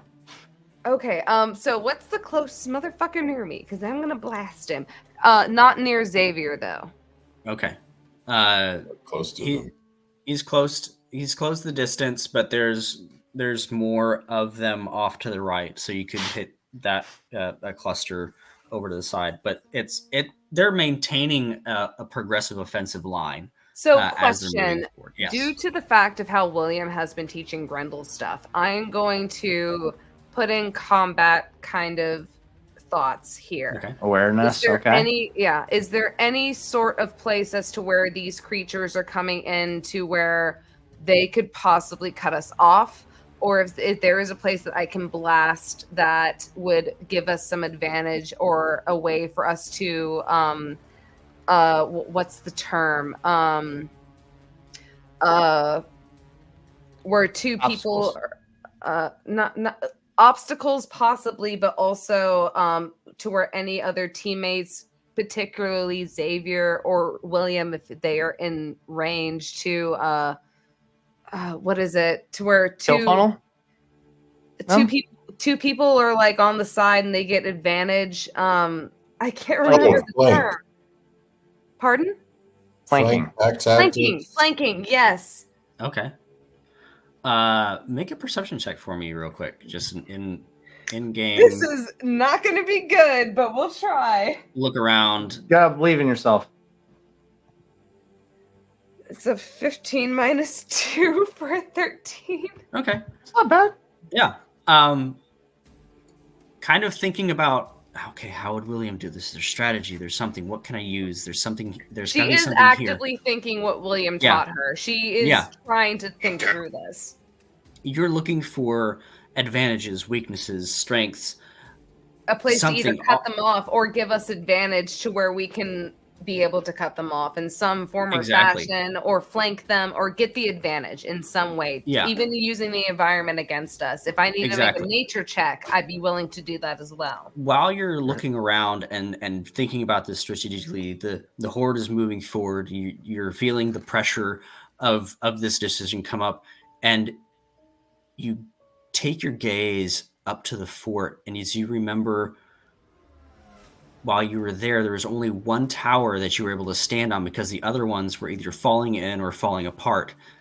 You see a weak point, and that could bring the entire side of the fort down onto this section of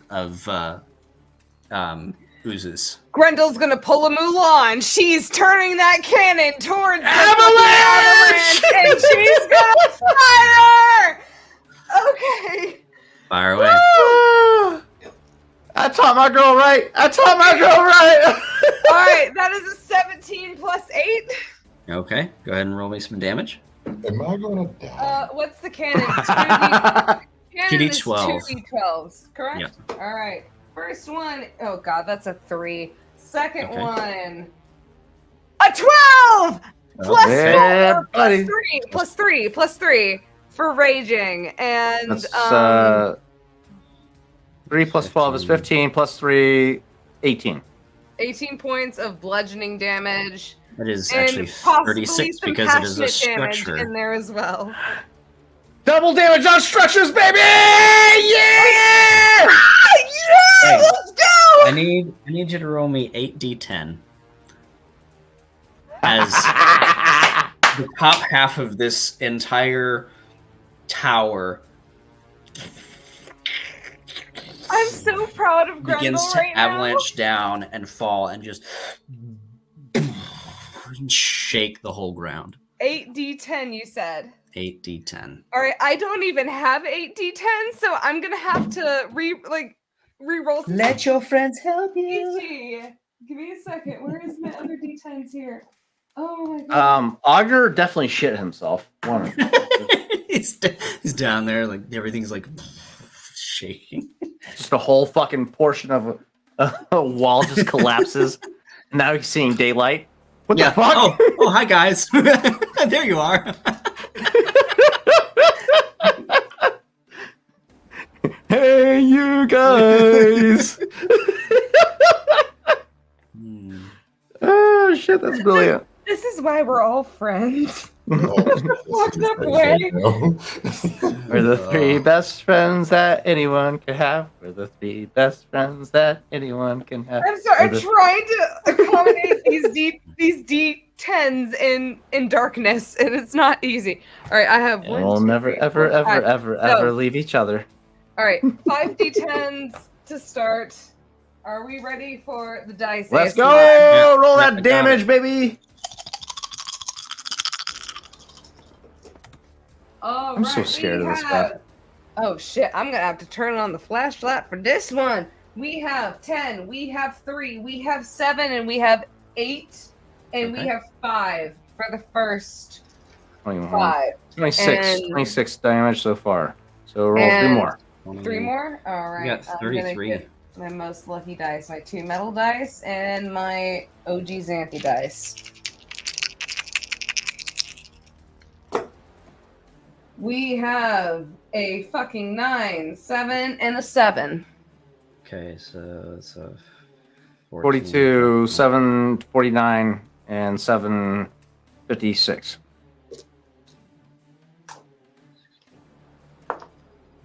And I must say, with the Xanthi core in the background, with the tendrils hanging on her back, is very mortifying. All right.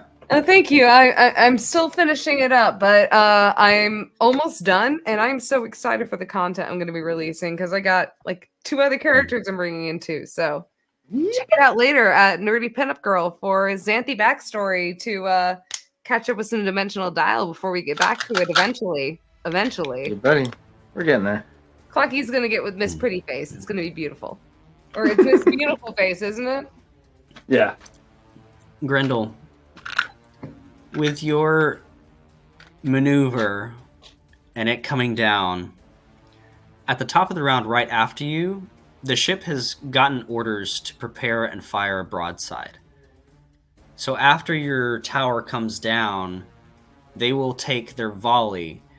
With that happening, how do you want to do this? Question, because I'm over there. Oh no, you're Does fine. Help us out. 27 at least help me? That 27 will help with the barrage that Thank is coming God. your way. Yes. I was so scared. Do I still have an action, Chris? Yeah, you still have an extra attack and your bonus action. I'm just saying, like, if you didn't You want to killed expend, everything. yeah, How far it's is Xavier from me? Can Grendel see him? yeah. How far is he? I believe you said 30 feet was how much you were closing the distance with the users. Okay, so You're running towards it. so as immediately after Grendel fires off the cannon and she sees Xavier in sight, she doesn't know this individual, this person has been helping them, and she is going to repay the favor. She immediately drops this cannon into the hole, doesn't even mind it. Whoever's near them can cover it up, but she is going to just drop the cannon in the hole, taking out her ballista. She is going to use her bonus action to load the round with the rope in it, and she's going to fire somewhere near where Xavier is, not anywhere like aiming at him, for him to climb up if he would like to, scramble and do like on the rope to get out of danger's way. If DM will allow rule of cool. Yeah. I forgot that I had this, but I don't know if I want to. Let me help you. Misty Step, or whatever the equivalent is to reacting to damage and teleporting. Well, no, because this feat I think only allows it as a one-time action of cast. So yeah, I'm just going to use that 27 I rolled to roll for cool. Fucking do the little peace sign on my hat and zip on back on the ballista.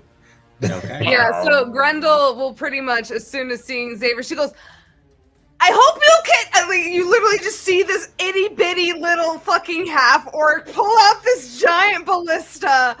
I don't know where it came from. Don't ask questions. It shrank down to a crossbow size. No, I'm more imagining like this tiny Grendel with just this oversized ballista, because she still has the same strength that she does. So she is just, and she just kind of sits there. She goes, make sure you keep your balance. And she just fires and is going to stick it into the wall near Xavier for him to be able to climb onto. And more a foundation in the wall that is not falling with the building. Okay. All right. I just realized I can use a bonus action to dash? Shut the fuck up. I've had this ability to do that this whole fucking time. I didn't want to say anything, but William could have avoided so many fucking attacks if he just knew. William, you have to make a roll when you come back, correct? It is the top of the round. Go ahead and make that roll. Here we go, guys. Hey, that's not bad. That's a 15 plus what? 7 for crit? No, that's a plus 2 for fucking saves. So 17. I made the save. I made the save, guys. This demi-plane you've been in was fairly uneventful. Nothing really too much happened. You were in the middle, being swarmed by crawlers, and you just bamf out. Silent for a moment. Back in. This tower falls over, and from behind you, just the barrage of broadside from your ship. Just fucking touch that a little bit. Ah, shit! Ah! All right. That's fucking awesome. Oh, fuck. This whole episode has been fucking gold. The horde has been taken care of. That's awesome.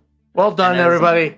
As the smoke clears, there's still some alchemist fire just kind of like on fire in a small patches here and there, just dispersed, just kind of like this burning napalm that just won't go out. Yeah.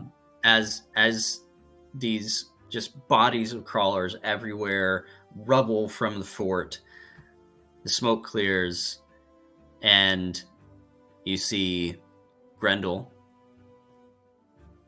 the small, tiny little half-orc, and this new individual that hasn't really fought with you before, but you know him well. You hired him. This is Right. one of your cooks. And that's where we're Grendel gonna go to just break. walks right up to them in her little half-orc stance and just goes up. She goes, "Hello, my name is Grendel. It's a pleasure to meet you. I'm very sorry I don't look usually like how I usually do right now, but I'm so glad you're able to make it over things." And that's where we go to break. That's where we're gonna break. I love it. I'll see you guys in 5 minutes.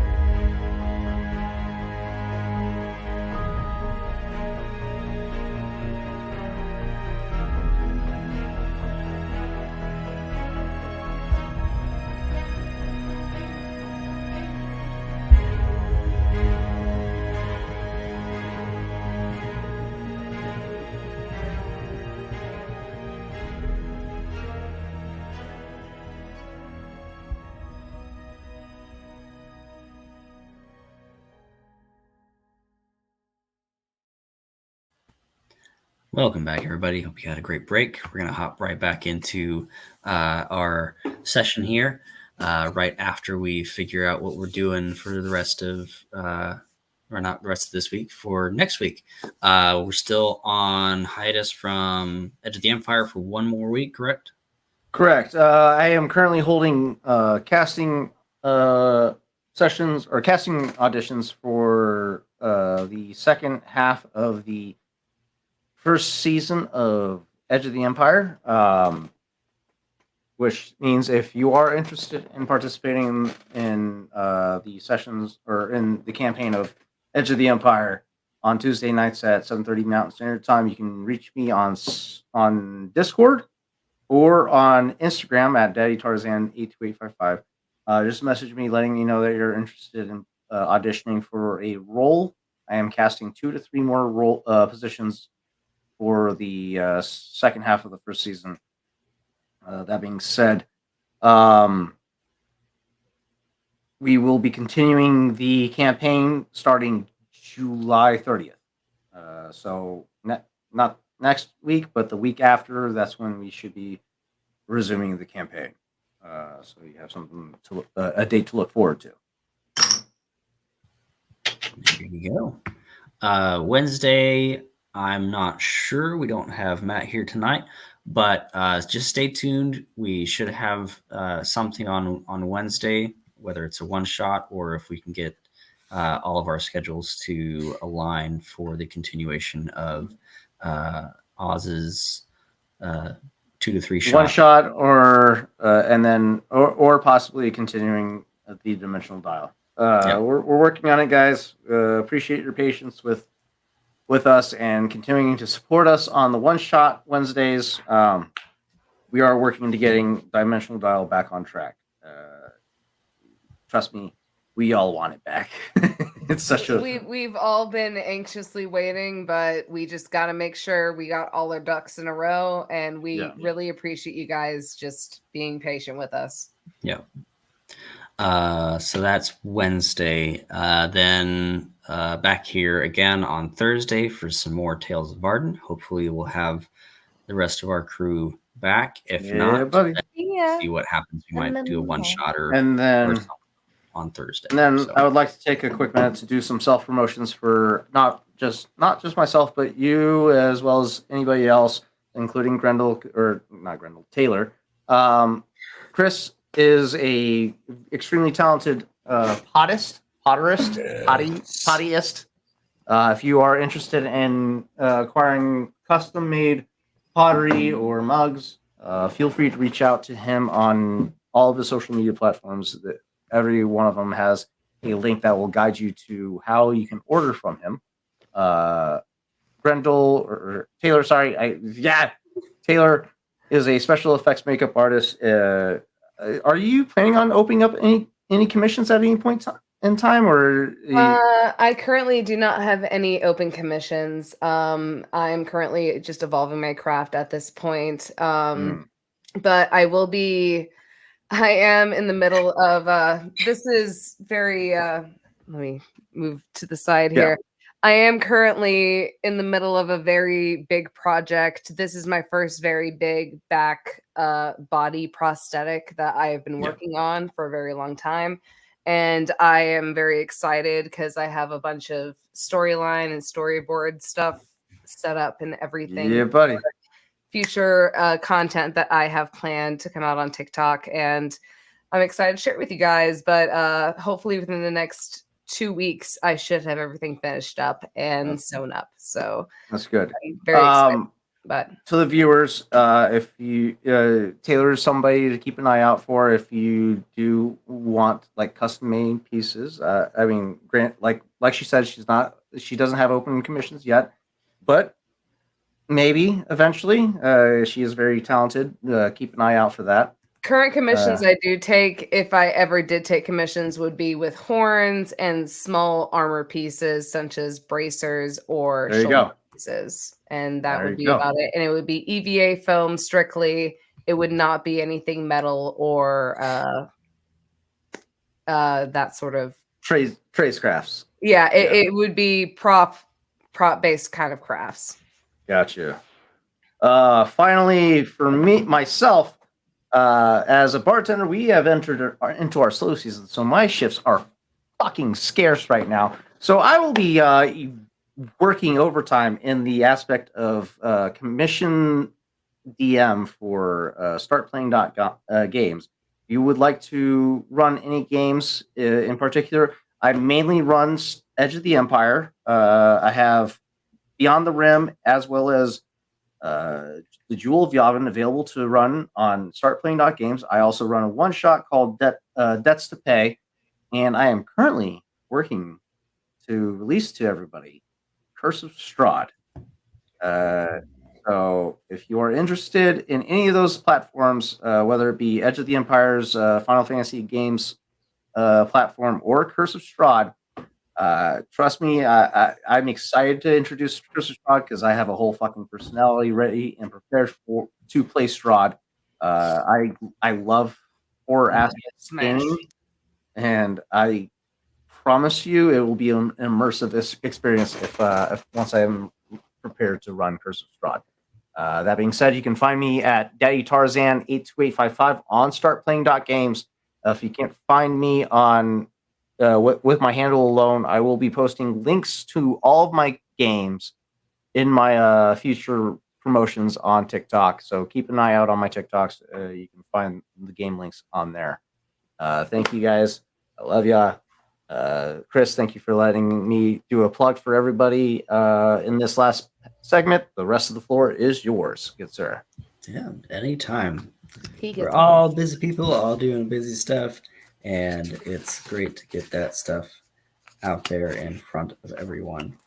Let's see. So, yeah. You all find yourselves shitting ourselves on this battlefield that has just been created. The island falls silent. There are no crawlers coming. There are no abyssal oozes coming out to surprise you. Hold on, Chris. Your audio is getting very choppy you're kind of going in and out right now, Chris. You good? I think the music coming in. Sometimes the audio kind of fucks up whenever the music starts to come in. So you're sounding good now. Right. Yeah, you're good. You're good about up to halfway into your intro. Okay. But yeah, there's no oozes coming at you. There's no imminent danger that is advancing. This assault that was displayed as a final attack to consume whatever it was that the ship possessed or that you possessed has come to an end. Standing in this space, the three of you have protected the Pale Lady to your utmost. And you're standing here with your cook. Hello! It's very nice to meet you. My name is Grendel. Again, I don't usually look like this. I'm so sorry. Hold on. Simmer down. Simmer down. I mean, you've already technically simmered down. Technically, I'm not hot on the stove, but I do see where you're coming from. I will calm down. I apologize. Hello? My name is Grendel. All good, lady. I'm sorry. While this conversation is going down real quick, mental checklist. What the fuck else could there possibly have been on my fucking ship that these creatures were drawn to? I just want a quick breakdown while this conversation is going down. You can message me. You can DM me what that was. I just wanted that vocalized. I will say, if William didn't also put up the sloppy hole, Grendel would have folded it up and pocketed it. That was folded up immediately after Grendel loading. dropped the cannon in. Yeah. Okay. No. It was after William pulled out the cannon. He closed it up. Is there a He way left for me to 6 roll oxygen. Is there a way for me to roll an Arcana check on Grendel to see if she's under a magical effect? What? Or Am this I is under just a magical effect? Wild magic, yeah. Because he doesn't know this. All he knows is she Oh, wait, was I tall. am. She I'm could tiny and be. small. She could be like a descendant of giants. So I don't know. And he's just gonna say, sorry about that. I was in the galley cooking, and then out of nowhere, we were taking fucking fire. And let me see if I can do something for you. He's just gonna roll an Arcana on her. It's not I gonna will be say she's definitely under some kind of spell. So you just see this. So for visual aspects, he is draped in a Western duster.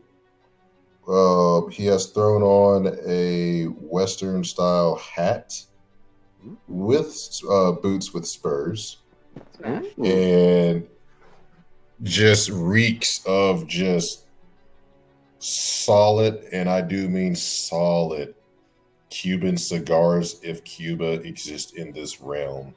But it is a nice, warm, like earthy smell to him. This is Dreads adorned around his head. And we talking wild mouth cigars over here. Oh yeah. And you just see him kind of lean forward, and because of the role, he's gonna say, yeah, you under some tough shit. Funky shit. Let me see if I can do something for you. He's going to pull out a card, and he's going to What kind of tap card? it on your forehead, and he's going to cast from the card Dispel Magic, Hidden Ace. So as long as it's a cast time of 1 action, and a level that I can cast is the what? Isn't that an area effect? You or a singular effect? What do you mean singular? Dispel magic, is that a singular target or is that an So area? I can choose creature, object, or magical effect within range. Any spell of 3rd level or higher on the target ends. For each spell of 4th level or higher on the target, I have to make an ability check. Singular target. Okay. Spell casting ability. So yeah, I'm just targeting her for whatever effects making her small. Okay, Yeah. so this would be effectively a 2nd level effect. Sweet. So because I rolled a nat 1, he is unaware that she can just growth spurt in a second. So he's like uber close with. I'll say that he has a club or 4 club card, and he's just going to whack it on her forehead as the card disappears and hopes that it worked. You return to your normal size, Grendel. Yeah, buddy. You watch as this little original halfling individual. You watch as the ruffles of the dress that were wrapped around her unfurl and kind of shake out before this body starts going upwards to 7 feet tall. And you see this broad, muscular half-orc woman with bright red hair. And her dress is periwinkle, kind of like a bluish purple, adorned with flowers and a flower crown on top of her head. And as I feel like as she comes back to her normal self and she starts to feel happy, Druidcraft just kind of dissipates from her as like flowers just start kind of blooming off of her. And she just, upon seeing things from the perspective she's used, she goes, "Oh no! This is so much better. Thank you so much. What is your name again?" Good judgment comes with experience, and well, after a bad night, a lot of that comes with bad judgment. But long story I made short, a lot of bad judgments before, but then I ended up beheading them. But that's for another story. So, what's your name? birth name I go by Xavier, but in my line of work, I go by another, but that's another story. But glad to see y'all are okay. Grendel grabs your hand and starts shaking it. It's a pleasure to meet you, Xavier. My name is Grendel.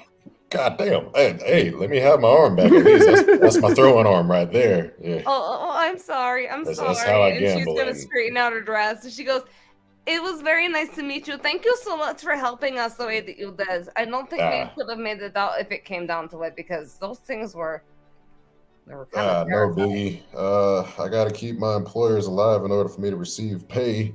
Speaking of which, and he looks over to William. By that point, William approaches, giving you kind of a stern look. Hey, Captain. You applied to be on my crew as a fucking kitchen staff member, and you have this type of capabilities at your disposal. You never want to show what you have in hand in order to win the game. Sometimes you're going to have to trick a little bit, or in this instance, slide under the rug. Undersell yourself to get somewhere. What you're saying to me, right? All right. But no hard feelings. Hopefully the meals were good. Yeah, the food was fine. The food was fine, mate. Probably could have used your services in some of the battles that we faced, but that's neither here nor there. You proved yourself quite capable. That being said, you're promoted to ground crew. You're not part of the kitchen staff anymore. You have a higher standard that you're going to be performing at, mate. So I expect better from you. You understand? And he looks to his crow and says, "You hear that? Shit, we're moving up in the world, old girl." And he's just gonna scratch underneath her chin and look back to William and says, "With those responsibilities, Captain, I do have one request or curious. Does this come with kittens?" I forgot he's obsessed with kittens. Fucking wild magic, I swear to God. Me breaks immediately. Wait, did he mention this loud enough for Grendel to hear? Oh yeah, we're all talking in proximity to each other. Grendel will turn to William and she goes, William, I'm just letting you know if you have any deck kittens that are running around, both me and this gentleman here, we would love to pet the kittens because they are adorable and cute. Oh, does she actually pull out kittens? No, she loves kittens. She will give them all flower crowns. Player me immediately fucking breaks. However, William,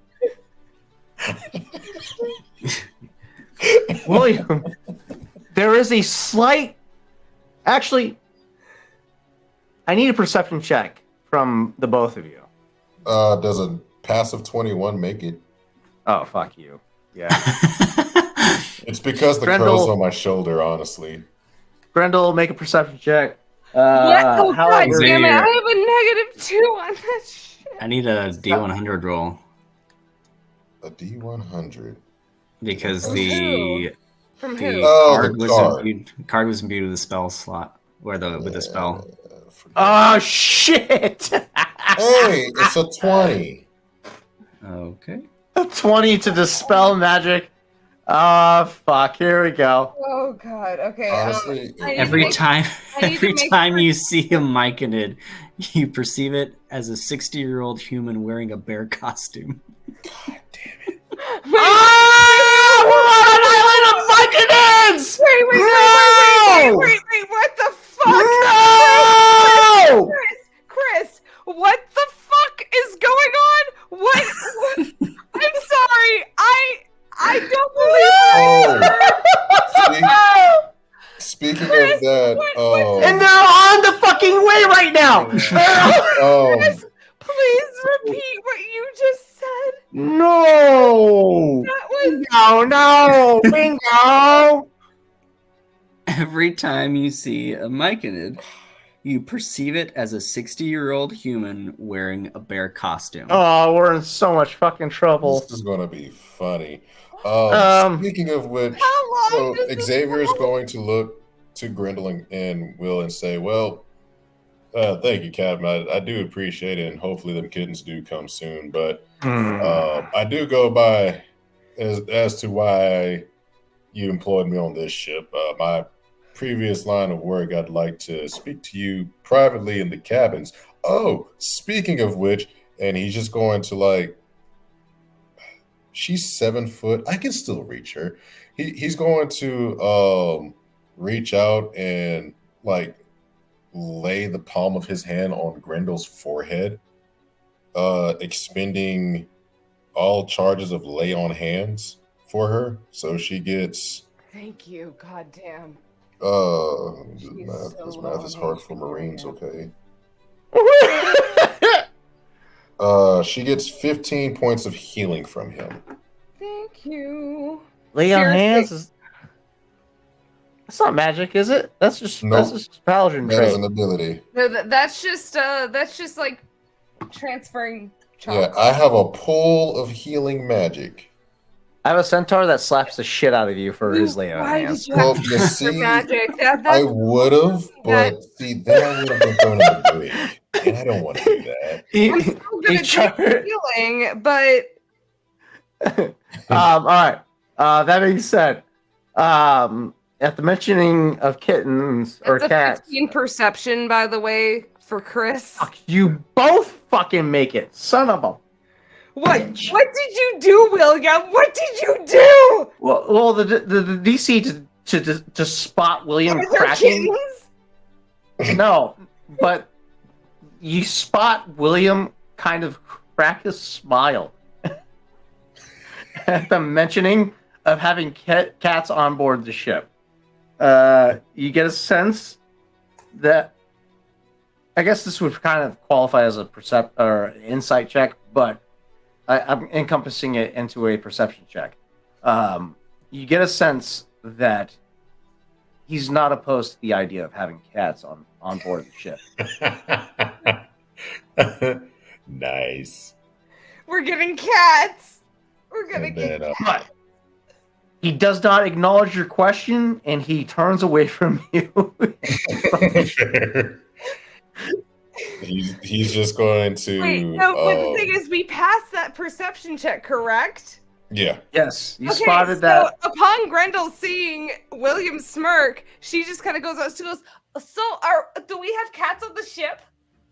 No, Grendel, we don't have cats on the ship. Oh, okay. That being said, he makes his way to the deck. He's being that Ogner is back at the fort, he is going to collect himself a ready status of his crew, seeing how many injured, how many dead, and do a gather the lieutenants of the officers of the crew. Did any To damage do a hit the debrief. ship? Oh, Yeah, yeah. 21 damage to the ship. Oh, fuck. So there are 3 injured and 1 deceased. So not too terrible as far as that's concerned. However, as you're perusing your crew, you see people that have like multiple eyes that shouldn't. You see people of different like colors, like weird off, just like purple and yellow and orange. You see people that have like an extra limb or just like weird. Everybody's affected by deformities. this wild magic. Okay. Yeah. And you see at least 2 or 3 turtles on deck. Oh, fucking Wait, mate. are people turning into turtles? People are turning into everything, Grendel. They're Ah, just shit. guys with multiple eyes, get in, like trying to cover up the other ones because somebody's been like, "Oh, you look gross," or just different things. Captain, Fuck I me. don't want to be a bearer of bad news, but we got a little bit of a problem. Grendel just Right. comes up with the turtle in her hands, just being like, "William, I don't know where he came from, but he's wearing the same clothes as one of the crew, as one of the cabin boys. I don't know what's going on." It's just snapping. Just trying to eat some fucking lettuce or some greens. Yeah. Oh Cabin my with the god. crew.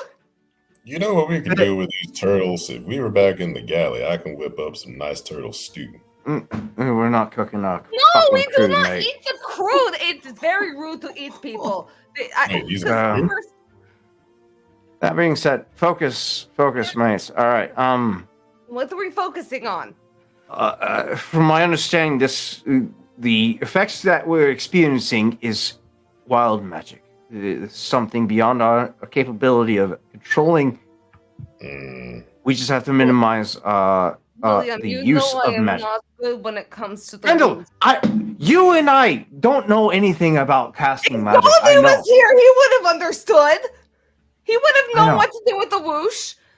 But It- still, Goldie is this is- still off wherever he is, and when are we supposed to be meeting Goldie again? I'll send out a missive, Grendel, and I'll find out what's going on with Goldie. Has Goldie in been due time. getting my letters? Because he made me a promise that he would help me find my Helene, and he still has not responded, and I am very upset.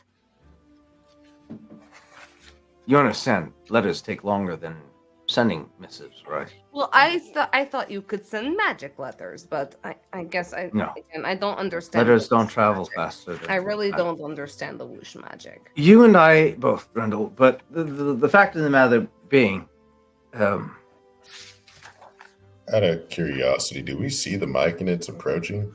Yes, as this conversation is happening, off Hey, there's a bunch of old out of the woods, fellas. there is Xenia leading the way with the Myconid group, just a small initial core of like 5 or 6 of them. You know, this is a weird island. Why are there old people dressed as bears? That I don't understand. And why is Xenia leading these elder people that are in bear suits? Xavier, I'm going to need you to hold that line of thought inside your head until we deal with these people. Do not mention that shit in front of them. You understand? Actually, they probably might have a better understanding of what's going on than most, so... But still, keep your weird thoughts inside your head, right? Oh, well, don't squat with your spurs on, I guess. I'm going to just go back to the galley and help. No, you're staying with me. You're not going any... You've been promoted to ground crew, mate. You're I staying with forgot. me. Yeah, my bad. This is going to be a doozy. I forgot that he sees the mushroom people in bear suits. Oh my god! As they Mike and his they baby. approach with Xenia, everything seems to be, she gives you the report of how that all went, and they just want to speak with the captain before, whatever happens. Sorry.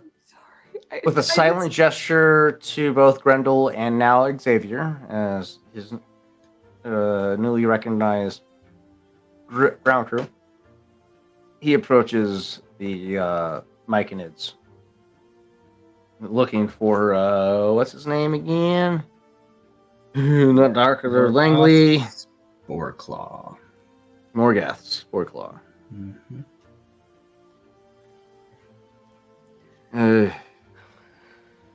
The aspect before wall has been destroyed. We did what you wanted. You can take your home back. We thank you. Did you get what you needed, as per our agreement?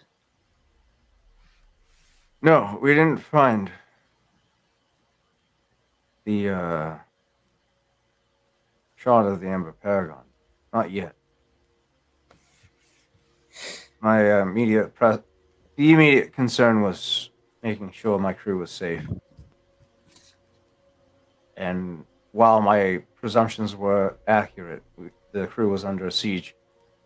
We made it back in time to protect them, but we haven't located any aspect or shard of the Ember Paragon. So we do still require your aid. In doing what? Locating this shard. What does it look like? Grendel is going to hold up her buckler, and she's going to just. So the Ember Paragon, it's kind of like the shiny thing. It's yellow and it's like a crystal and it glows and sometimes it does weird things. It does whoosh magic. I really don't know anything about it, but yeah, it's yellow. William will interject at this time as well. The Paragon takes many shapes. There's also a wand that can transform into whatever the wielder desires it to be. Something that appears to be beyond the physical realm of understanding.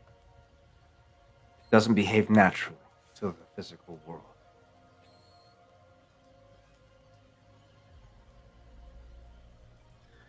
There is no such thing on this island. Closes his eyes for a moment.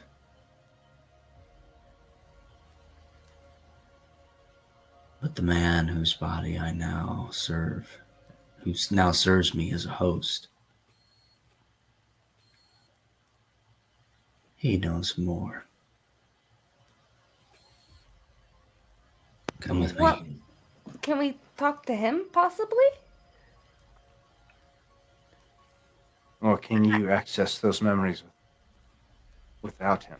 Oh, I don't mean to be rude, but You're fine, Grendel, but the man I know might be resistant to this line of questioning. I need that information. Can you pull that information from him? Oh, God.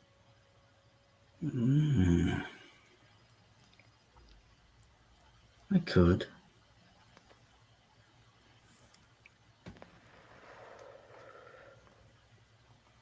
Okay. I will try to appeal to him. Is the host still living within you? In a way. In a way, parts. Only what is necessary.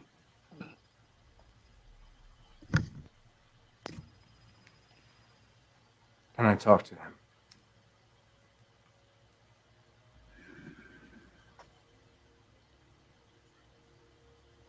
What can he answer that I cannot? I would rather pull the information from him willingly than forcibly take it. He's an honorable man. He deserves that respect. A peaceful arrangement. That is amenable.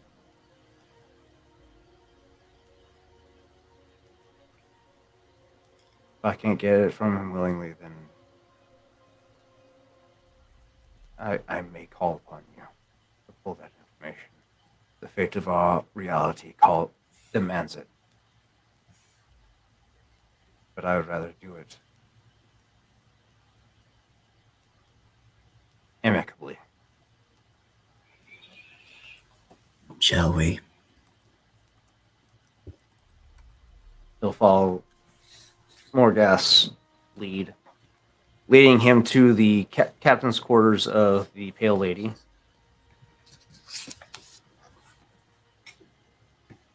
There's so many of them. There's There's a lot. Turning to you, both Grendel and Xavier, before entering his quarters. Keep everyone out of earshot from the cabin. This is a private conversation between officers. You understand?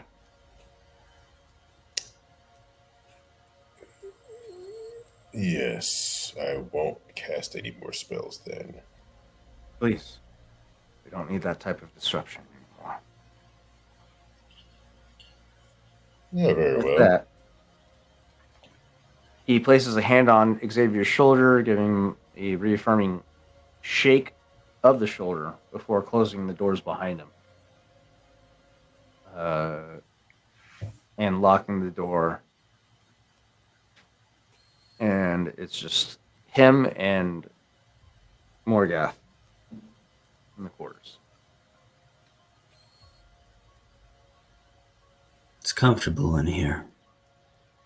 No sun. You surround yourself with too many trinkets.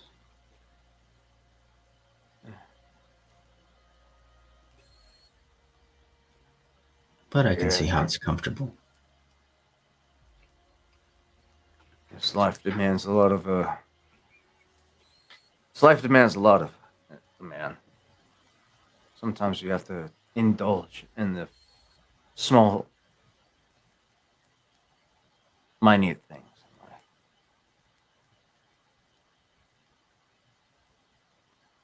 You don't know when you're gonna have the next day.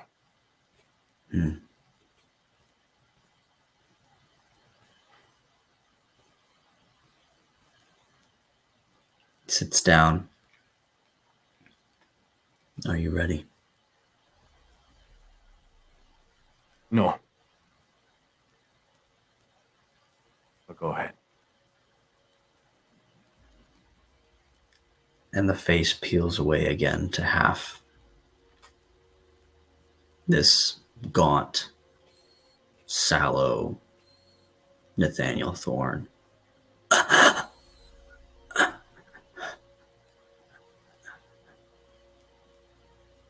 William.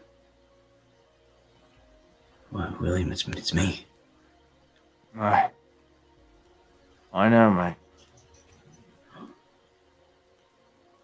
What's happening? Last thing I knew, we were digging and broke through a wall. Spores. You were protecting something here a long time ago.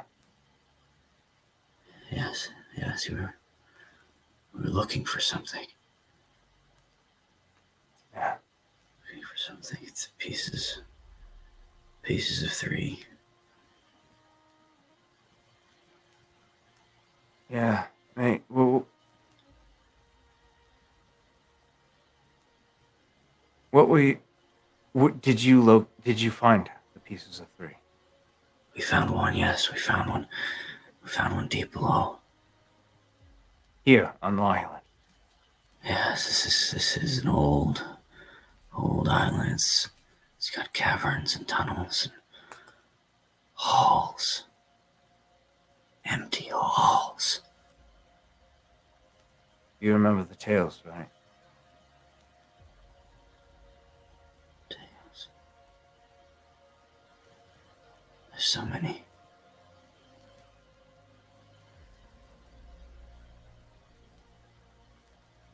Why are you here, William? You were told not to come back to Fort Grimshield. Your memory was wiped of this place.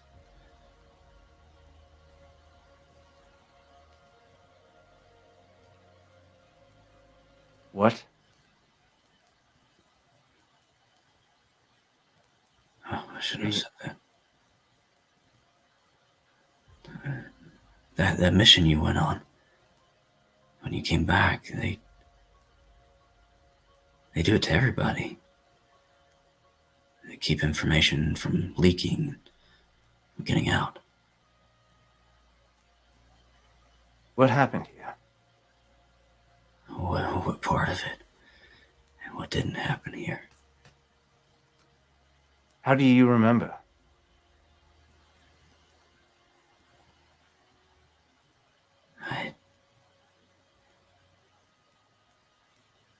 I died.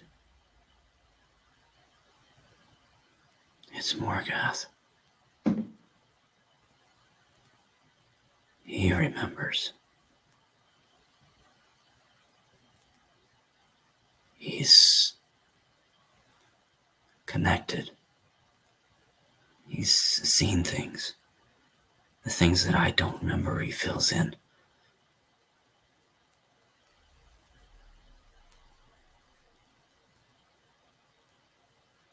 Knight, I need to remember the nature of your mission here. Right.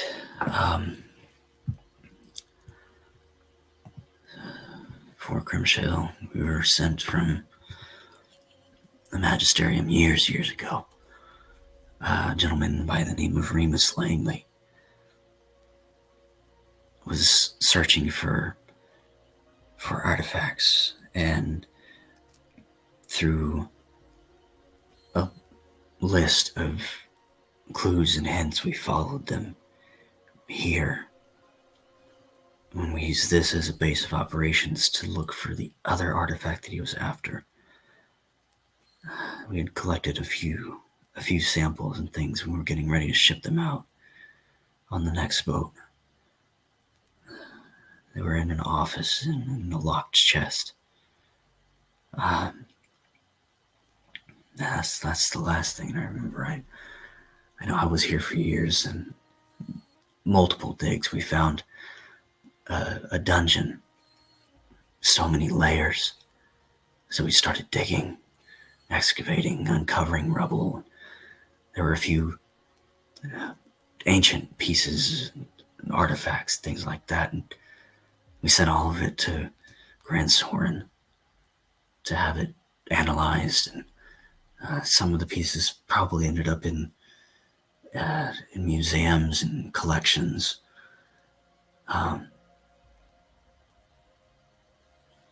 You remember as a boy, he told us stories about dragons. I remember. Floating cities in the sky. We were down below in a dig. And we brought one of the scribes down, started reading the inscriptions on the wall. What lies below is a part of Melson Shear, a piece of the library that fell to earth. I couldn't believe it at first. It was a child's tale. But these things really exist.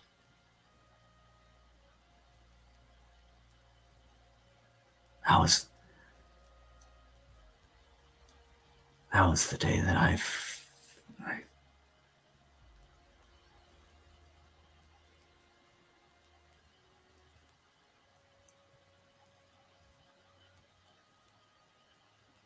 William, I'm here, mate.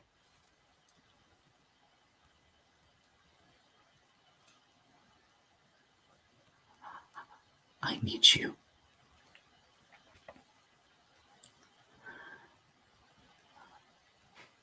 I need you to kill me. Now. Please. Please. Please do it now. Please, William. I need you. Morgoth. You said too much. Look what you've done to him. Now he's all upset. Gotta calm him down.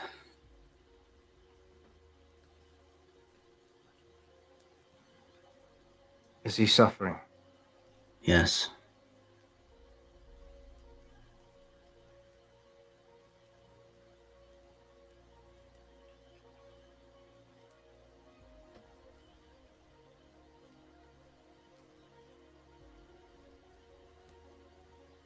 How long will he suffer?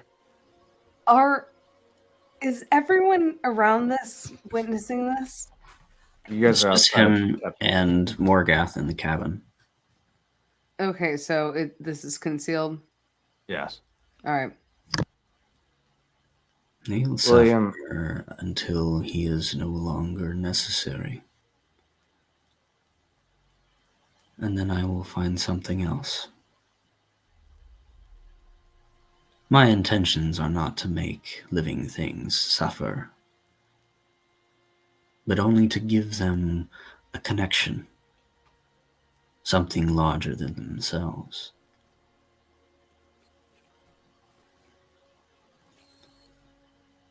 Some hosts take to it better than others, but this Captain Thorn, not so much. Something about taking the lives of his men was not copacetic. But nutrients are needed.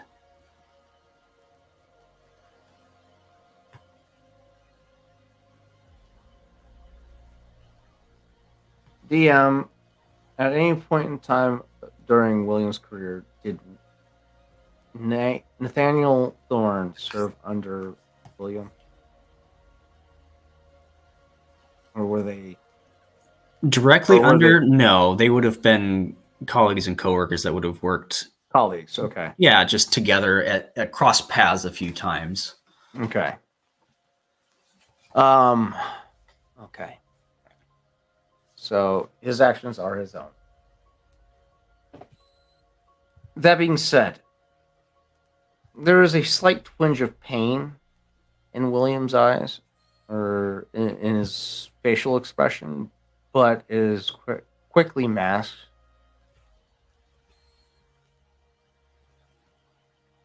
He knows the responsibility. He knows the mission always comes first. But can you offer him some solace? Can you offer me a new host?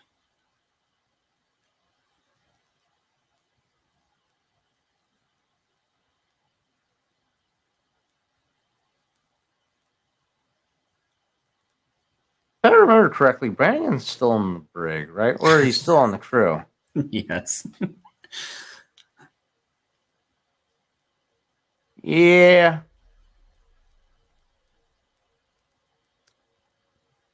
William smirks in this moment. I can offer you a new host. Then I can who's make more it clear. deserving of this fate.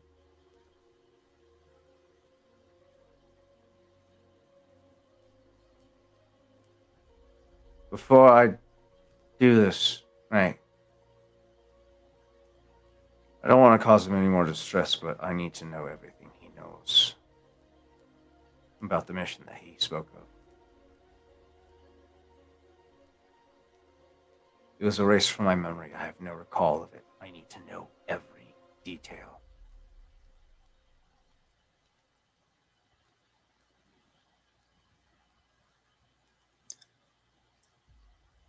He agrees. And it peels away again.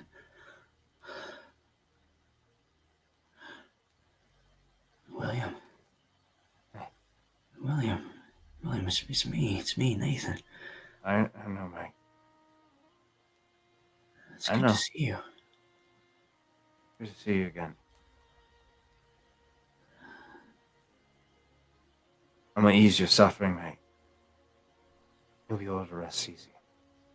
Oh, okay. Rest now. What are you doing here? What's going on?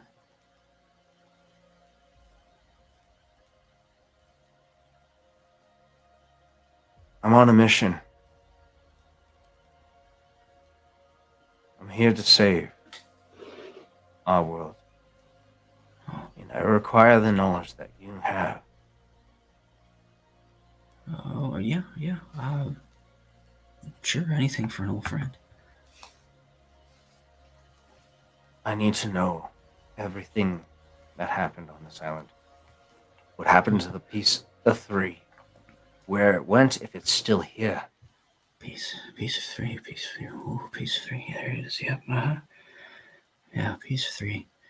I uncovered 32nd of Frostfall. Sent out on the 42nd of Frostfall. Sent to.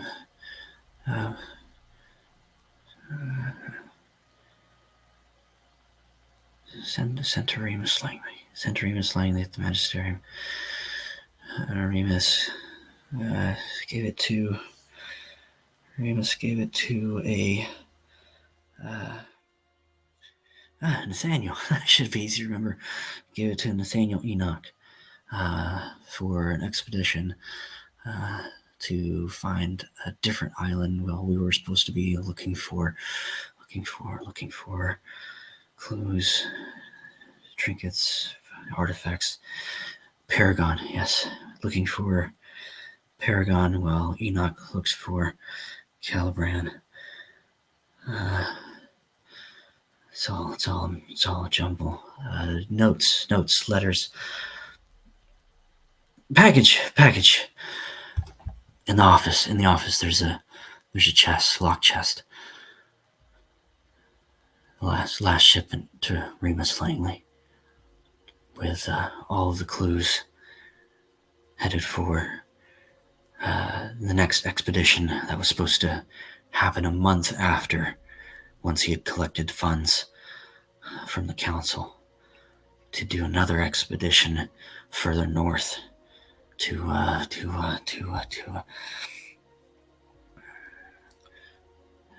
Varda.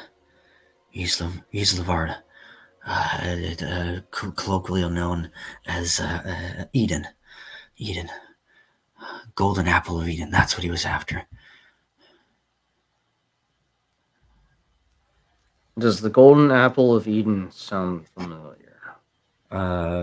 Make a history check. It's not bad. 16 plus history 5. 21. My boy's a fucking nerd. I need you to make a Constitution saving throw.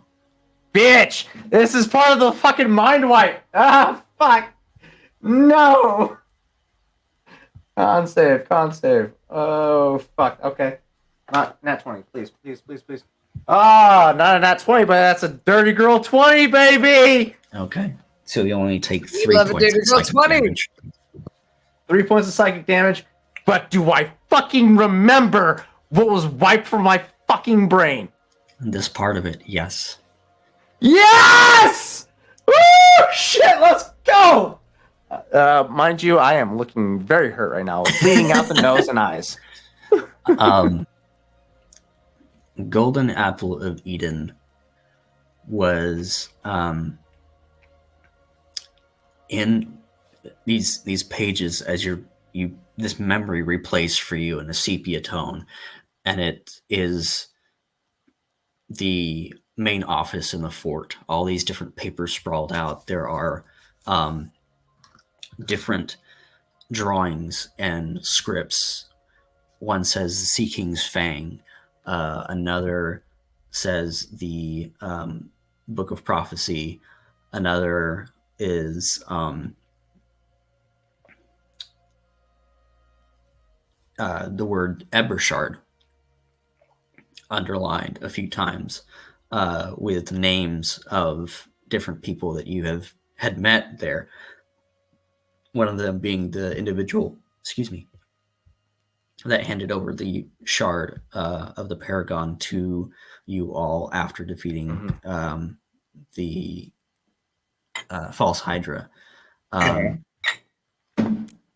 Another one is the Sphinx Sunstone.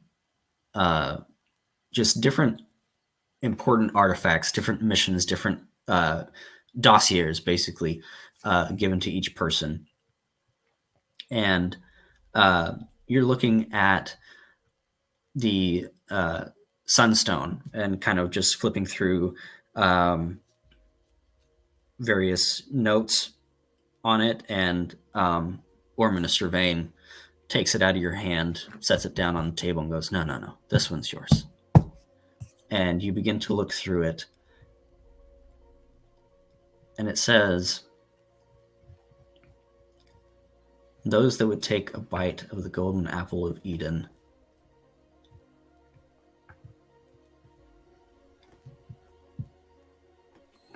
become difficult to ensnare and nearly impossible to kill.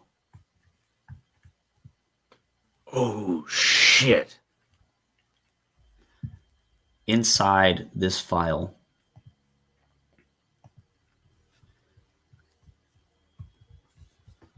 is, let me see if I can find it. That's a lot of scrolling.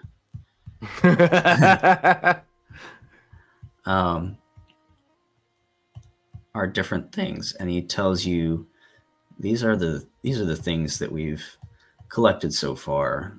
We're asking for one more piece of the clues, so we're going to send you out, and we just need you to retrieve a singular item. Should be fairly easy to find. We've already done all the footwork for you, so we just need you to go and get it with your team. That's all. Inside, you see an old sea chart. And it says, where the sun sets behind the Twin Peaks, seek the dragon's breath. Over to the side is a drawing of, it's a very crude drawing of what looks to be an island with two large peaks on it, both flat-topped.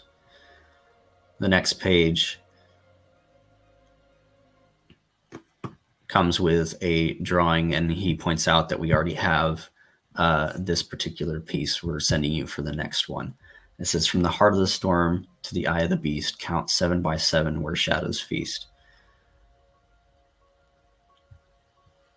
And this one's yours.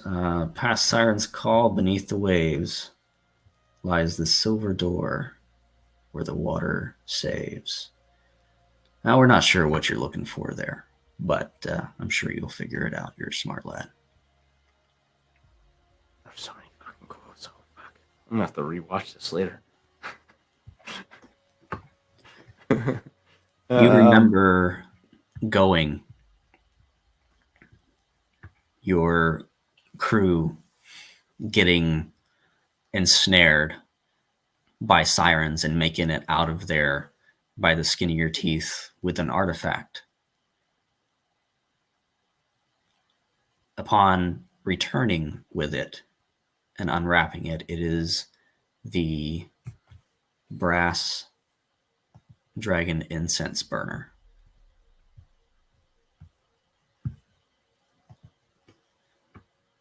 A pile of green gemstones, all wrapped in a weathered vellum with clues to the next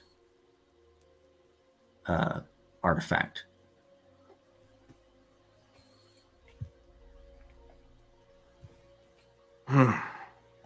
Who's the next artifact?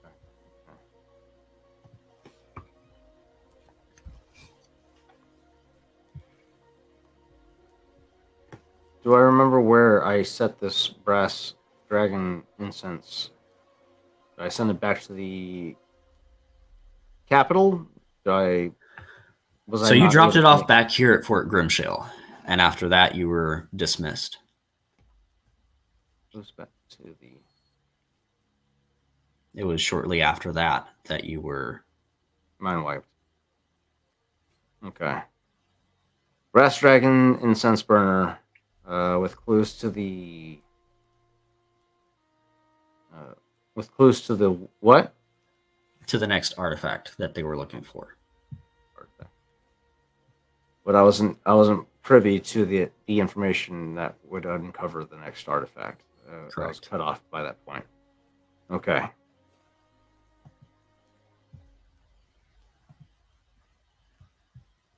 That being said,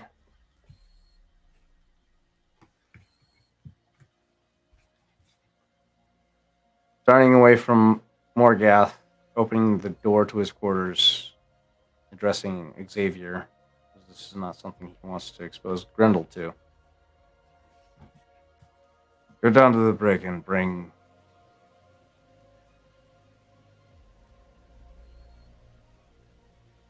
Fuck, I already forgot his name. Brannigan. Brannigan. There we go. Go down to the brig and bring up Brannigan. My Motherfucker. quarters. Send Brannigan to my quarters. Make sure he goes nowhere else besides my quarters. Understood? Yeah, very well. Do you know who he's talking about? Yeah. Oh no, he's saying that to Grendel. Oh. Oh, okay. Well, there's only one place where the brig is located. Oh, he knows where the brig is, but he doesn't know who that guy is. I will There's only say, one if person we're in back it. on the ship, Grendel is probably going to separate off from everybody else. Oh shit! No, we didn't. We didn't reapprehend Brannigan. We just kept operating as if it was normal. That's fucking right. So yeah, you would need Grendel's help to locate Brannigan. Grendel, you do know who Oh, is Brannigan is. Grendel going to be some muscle? Oh, Yeah. I love this. Okay, so Brannigan's been running around the crew unchecked right now. what is your orders, William? Find Brannigan. Bring him up to my quarters. Make sure he doesn't go anywhere else besides my quarters. What did Brannigan do? Curious now. Let's see if I can pick up what William's trying to do. I'm gonna let you, Chris, how long has this decide been? what that DC is gonna be. How long have they been talking for now? This has Since been we've been outside. for sure. Yeah. For how long? Probably Yeah, a few at minutes. least half hour or 30 minutes at the very least.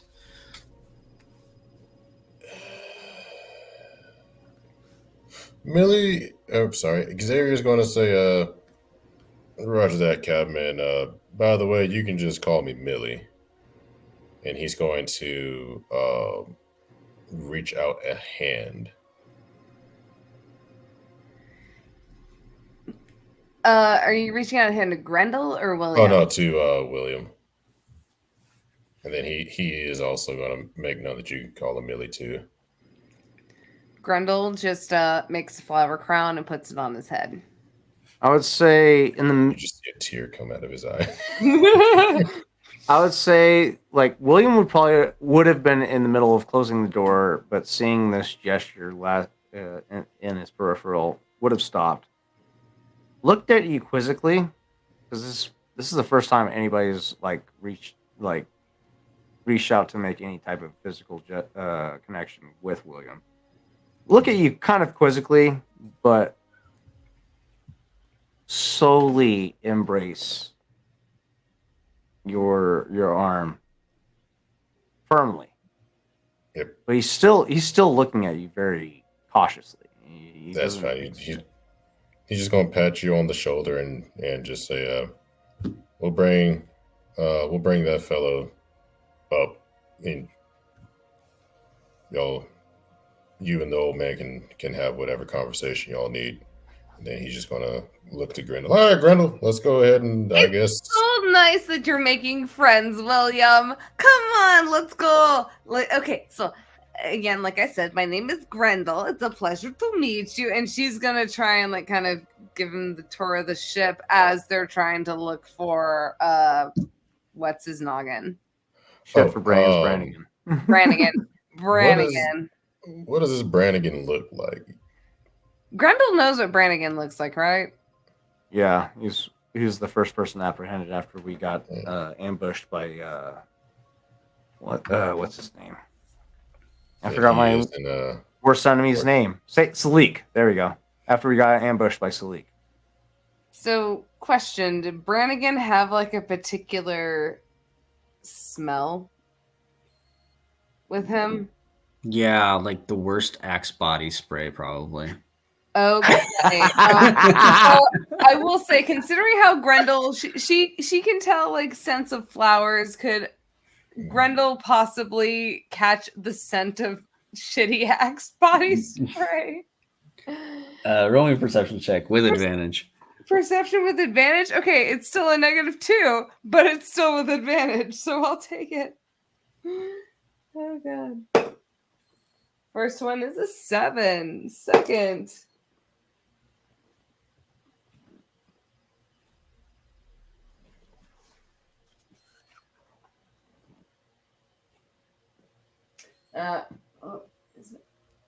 Hold on. I need to actually turn on my light to see this because I can't tell if it's a 13 or an 18. I'm sorry. Give me a moment.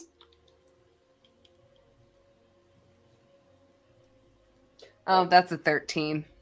Okay. 13 -2 for a 11. Okay. It takes you a while. He's been lots of places. It's here, it's there. Oh no, it's up, it's down. You finally find him.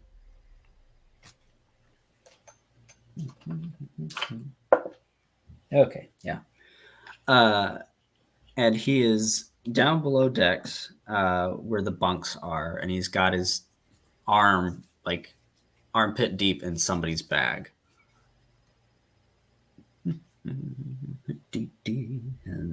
Grendel is catching him doing this, right? Yeah. She immediately grabs him by the back of the neck and just lifts him up like a kitty cat. Oh, excuse me, what are you doing? Hey there, sweet cheeks.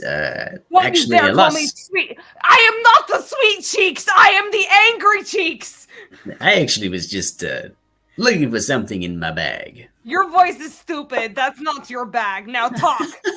Roll a nat 1 on deception. What? You rolled a nat 1 on deception. So yeah, it's not your bag. All right. So fucking accurate! Oh, you're busted, bitch! You busted! All right, but whatever you were trying to What get at, are you doing? She is just, literally shaking him by the back of his neck. She is. Whoa, Grendel. I never liked him. He always had the weird vibes. Well, he's the kind of person that would wear owl bear spray around. Well, let's let the captain deal with that. But whatever you were digging for in that bag, fella, how about you just give it? Well, Grendel grabs his wrist that was in the bag and goes, "Release." He drops a coin purse. Ooh, this bitch. So, what are you up to later? I hate him so much. I'm going to take you to the captain, and Sounds I'm going great. to be very happy with the punishments you're going to be given. Hold on. You've been a bad shipmate, and you are not good for this whole situation. I don't like you, and your voice annoys me. Can you say that again, but maybe a little bit slower? She takes him and slams him against. I'm sorry. She literally she does not like this guy. She takes him and would it be improvised weapon or like an unarmed strike if I just slammed him against the wall? Yeah, improvised. It would be an unarmed. Yeah. Unarmed strike? It would be an unarmed strike primarily. Okay. Improvise, because you're basically using the momentum of your arm to hurt them. While this is going on, William would be asking, do you need this individual particularly alive with a soul? To Morgath. Soul. Soul is not nutritious. I have no need for soul. If you were to die and you immediately take over his body, that fucking suffice. It is not the most nutritious, but it will work. I only ask because this individual is past due for some true justice. He's stolen from us, and I would very much like to hurt him before he is enveloped by you. So your friend you want to end quickly, but your enemy you want to end quickly, but your friend you will let suffer.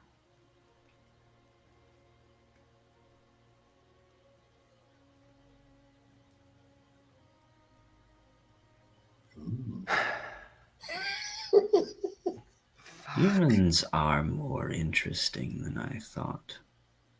However delicious they are. Here's the problem, mate. I'm caught in between a rock and a hard place. Something beyond the physical realm compels me to take souls. He will suffer where he is going if I take his life.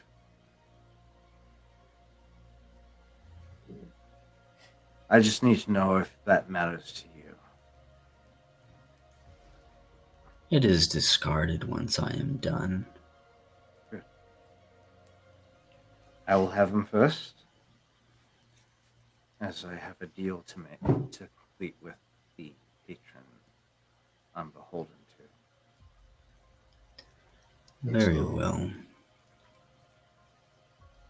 While Grendel is, I guess, She just Shaking slammed him down. She slammed Shaking him down. She slammed him against the wall. Like I said, that was like a. Oh yeah, that's fine. It was I think like a 19 to hit. Oh, mommy. So while she's doing slammed that, him against the wall. Like she's more just kind of again shaking him down. Like listen, I tried to give Brannigan a chance. I tried.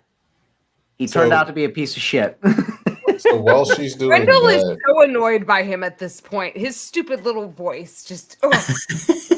so want to rip out his little voice box. While she's doing that, using this advantage, he is going to sleight of hands with a 29.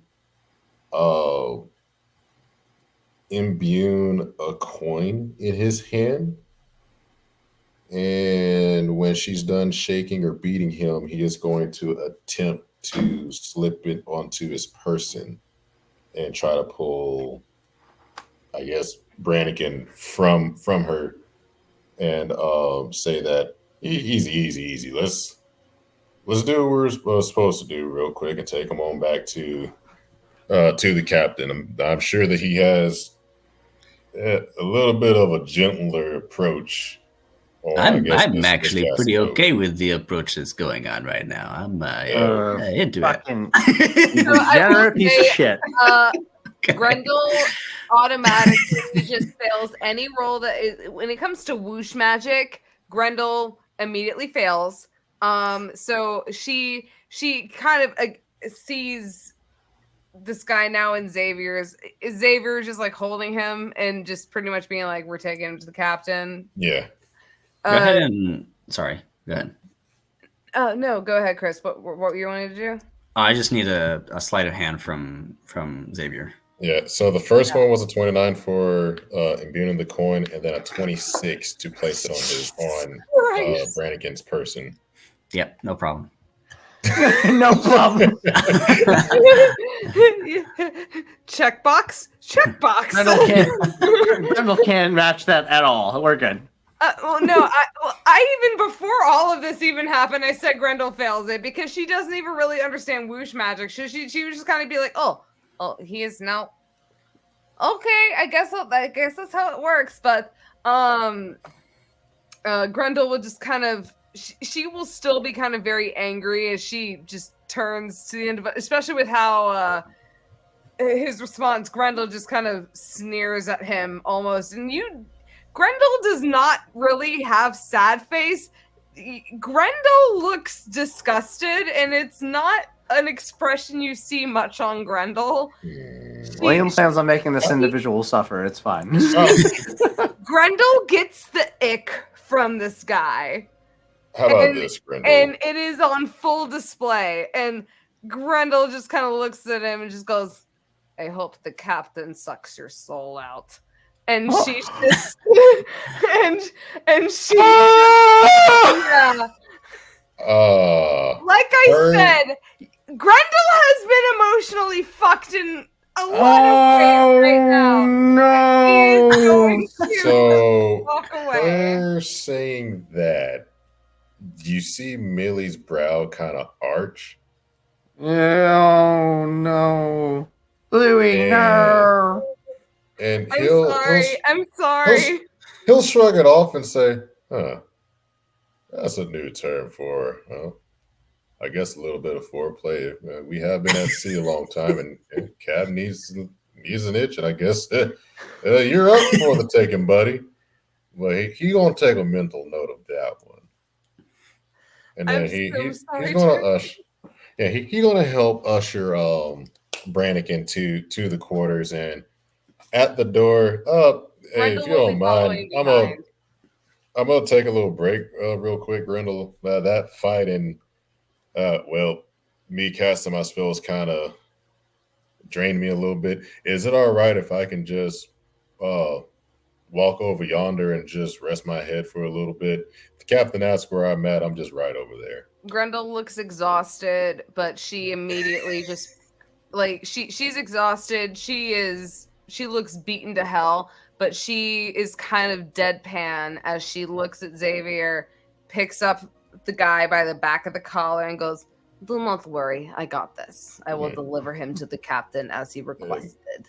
And what I'll do is, if he needs us to post watch again, I'll take care of this hallway to keep everybody at bay, and then since the captain trusts you more than anybody else, you can be by the door.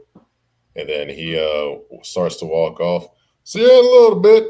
And the moment he cuts the corner, he's going to post the crow up to watch both the hallway where Grendel is and the other hallway as a sentry. And Millie's going to go into a remote trance. May I do a perception check just to see if Grendel sees the crow by chance? Oh, yeah, the crow's visible. Oh, they're visible? So Grendel will not really think of anything of it. She's just kind of like, oh, they're crows or birds on plane, or not on planes, on ships. Birds on planes and birds on planes. But Grendel will literally, like, if she sees a crow and she walks by, she just goes, "Oh, hello, crow," and just continues walking. Yeah. That's But she will take what's his face and deliver him straight to William. Where is William? Is he in his captain's quarters or? Yeah. yes. You will hear a doo, doo, doo, as she knocks on the door. "William, I brought him." The minute you knocked on his door, the doors do swing open. You get a sense that he's been expecting him for quite some time, and You see Grendel with the deadpan face as she drags him in and then tosses him at your feet. "I brought him like you requested." Thank you, Grendel. Go down to the medical bay. See the doctors get treated. What are you going to do with him? Morgath and I have business to discuss with Brannigan. The more the merrier, I say. Grendel kicks him. Save some of that for later. Grendel, get some rest while you can. Bad, Sorry, bad Chris. It's like the sound is just like, but it's just Jesus. Anyways, check out my Christian Minecraft server. There is no Christian Minecraft server. God left the server like fucking months ago. Jesus. But yeah, no, William's very adamant about you going to seek out the ship doctors and getting treatment. Grendel will kind of look back at William for a moment, kind of just giving him a bit of a knowing look of just how things have been recently before she kind of just turns and then she goes, I will go and I will see the doctors. I do not like the needles, but I don't feel very good right now. I'm very sore. And she will go and head to the doc bay or the medical bay. As you go to leave, he does reach a hand up. Not to stop you, but to like signal to you.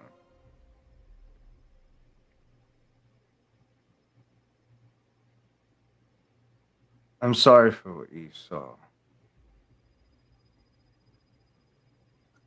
a few days ago. You have already apologized, William. I have learned from leaving my tiny little town that the world is much more cruel than I thought it was. And I never wanted to leave my tiny little town until my Helene was taken from me. And ever since I journeyed outwards, I have only seen horrors and hell and death and despair, but I have also seen what I could even say would be miracles or paths of fate crossing with one another. I have already made the decision that I will do whatever it takes to make sure I claw my way down to my Helene. I will not stop until I find her. I will fight in any way that I can until I get her. It's no longer just flower shops and sitting under the apple tree anymore. That's gone. It was ripped away from me. So I'm going to claw my way through hell to get it back. And I will do whatever it takes, whether it be committing horrors and taking what is due. It's sometimes not the prettiest sight, and I can understand that now. I understand your passion. But I will do anything to get to my Helene.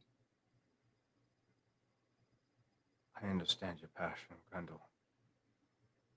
But if anyone were to suffer the sins of our actions, let it be me.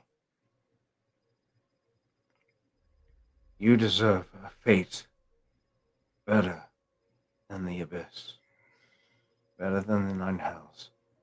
My fate is with the abyss because that is where my Helene lies. I do not care what you say, William. Do not try to save me because the only savior I have is in the abyss right now, and I am going to claw my way down to it. Do not try to sit here and sugarcoat things for me. I've seen the fucking hell that has happened. I've seen death. I've seen war. I've seen bodies burned. I've seen what happens. Don't try to sugarcoat it anymore for me. I love flower crowns, but I only see ashes.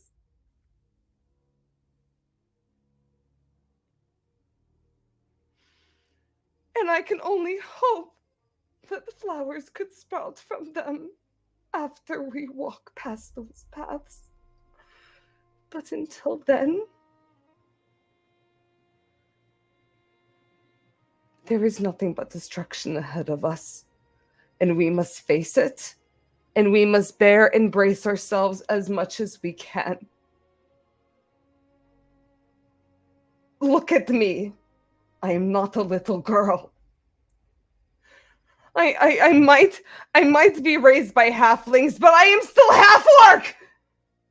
I am Grendel! I am Dahlia!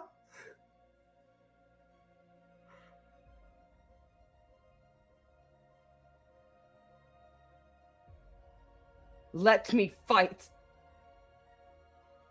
You will fight, Grendel. The enemies will crumble before us. Not just because of your might alone, but because you are not alone. No one will stop us from retrieving your love. Your fate belongs to Helene. The two of you are tied together. I will see to it that you are reunited.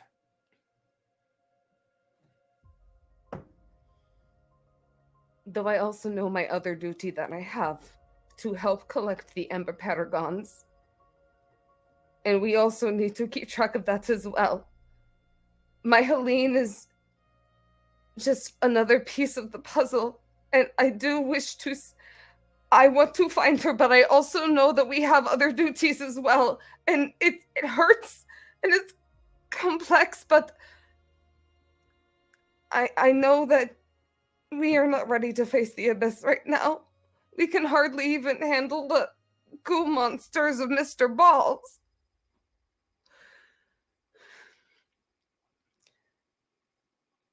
You are learning. You are growing. You are evolving, Grendel. We will soon be able to take on the Nine Hells and conquer them ourselves. Believe. Believe the path before us is destined.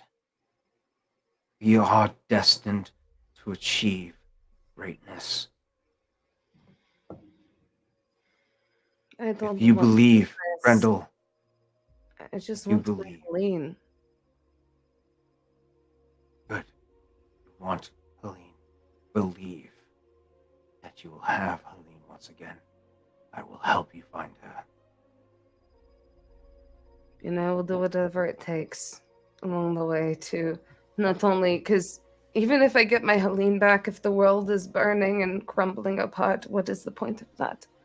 We must do what we can and do our part in collecting the Ember Paragons and make sure that the world gets back into the whoosh balance. I don't understand the whoosh magic. It's always so frustrating, but I want, if I am to bring my Helene out of hell, I want it to be in a place that's not We will bring her back the library. after the calamity. After we solve everything. I do not want to bring her back during all of this. When the struggle is over, that's when we will retrieve Helene. When you no longer have to fight, and you can live in harmony with your love, we will bring her back. And then you can live in harmony with your love and your son? I can live in peace with the decisions I've made.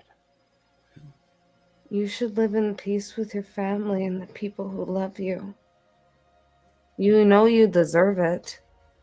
You're the one who keeps running away from that, and I've seen that from the beginning. You talk in your sleep, you know. You've called her, what is it? The gem of the sea. I can't remember the proper term.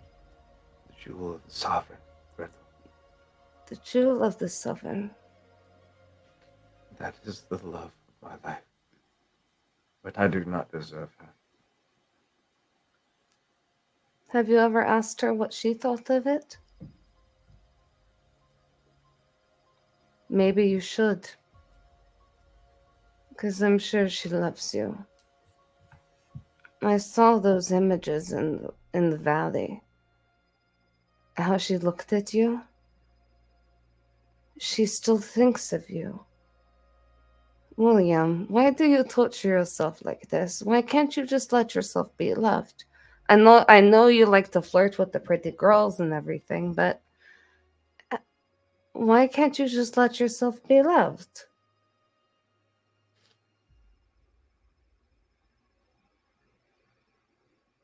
This is a conversation for another time, Grendel. Okay. But William, she's going to put a hand on his shoulder. You deserve to be happy as well. I know it's a lot easier said than done, but I'm having to go dig through hell to find Mahaline. But I see that you are having to dig through your own hell to find your love for yourself and the family that you deserve. And I think on this journey, your wife is thinking of you every step of the way. And with that, she will dismiss herself and leave the what's his face at his feet for William to decide his fate.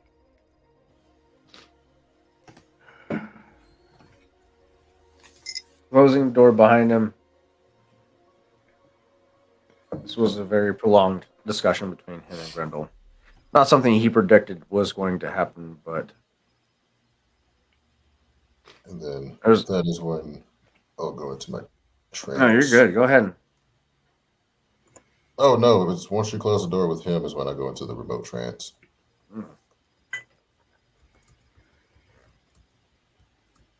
Captain, William. I gotta say, that was quite beautiful. I think we all learned something here today. Well, back to my duties. Shut the fuck up. What?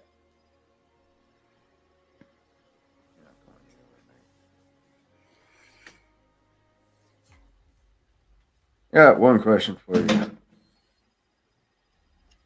Where did you send my fucking coin? Exactly. Where did you send it? Who? In particular. I'm afraid I don't know what you're talking about, Captain. I gave you all your coins back. That was the wrong fucking answer. And as he says that, in one swift motion, he draws his scimitar and thrusts it into Brannigan's gut. As you do, a green spectral form of Caliban sidesteps out of yours. You see it. You get the idea that Morgath cannot. But as the color leaves Brannigan's face, a silent scream emanates as Caliban. That's 3. And steps back into your body. Pulling him in close by the neck. You should have been a little more truthful, May. Withdrawing the blade, throwing him to the ground before Morgath's feet. In truth, in being truthful to William himself, regardless of how he answered, the fate would have turned out the same. He was just hoping in Brannigan's last moments he would have been a little more truthful. So there's an element of slight disappointment, but the judgment test he is confident with, or he agrees with. As the soul of Brannigan leaves the body and enters into this aspect of the soul coin or gem that Brannigan or Caliban has, approving of this transaction, William then turns to Morgath. He's all yours, mate. Very well.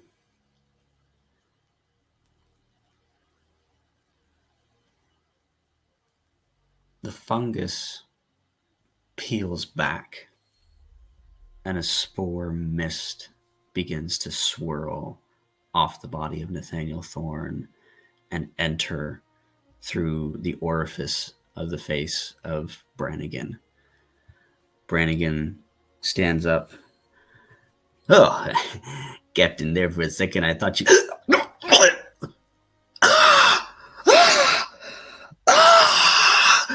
And these fungal protrusions begin to exit out and grow, and Morgath once again appears through the pores in the skin, covering all of it. There's just something about fresh nutrients. As Nathaniel is abandoned, William does catch his body. How decrepit is his body? Is it like destroyed beyond physical retention? Like it falls apart, or is it still maintaining its physical composition? It is held together by like sinew, and it smells horrible. Not that he can smell it because he's fucking dead. There you go. All he smells is chicken, or tastes is chicken. Right. This motherfucker. Mm. Grass. Actually, hang on. How long is it? Okay. Oh shit. Yeah. At this point, that familiar taste of chicken begins to subside and go away. Shit. Right at the tail end when I needed it. Embracing Nathaniel as a colleague, a solemn expression does take over at this point. Is he still responsive, or does he die outright as soon as Morgath leaves the host? What would you like? I would say, like, as the transaction is taking place between body to body, William would have would have pierced his heart, try and ease his suffering as quickly as possible before his consciousness took over. Okay. And in that moment, holding his body still within his arms, praying to Arendor.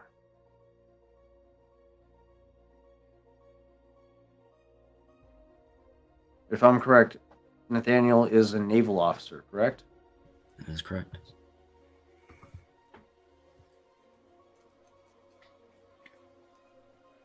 Lord of the Sea. Another one of your faithful is claimed, albeit his life was claimed outside of the heat of battle. I hope you welcome him within your halls. All the same, he served you faithfully. He served the sovereign faithfully. He deserves all the commendations. He is a dear friend.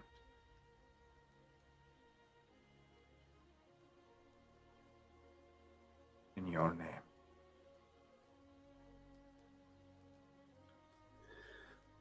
You feel the ship move suddenly, as if a large gale of wind has caught the sails and made the boat pitch to one side for a moment before it settles. You hear it hit the windows, this rattle.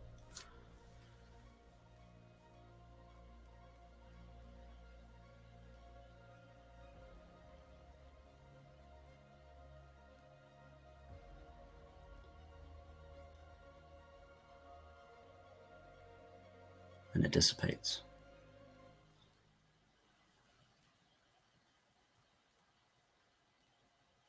The room is silent. Go ahead. Turning to Morgath.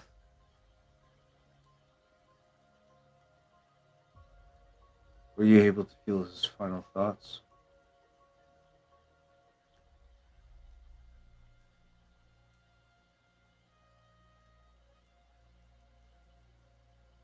They were of home. As someone who prides themselves on their circle and taking care of their own, it's commendable.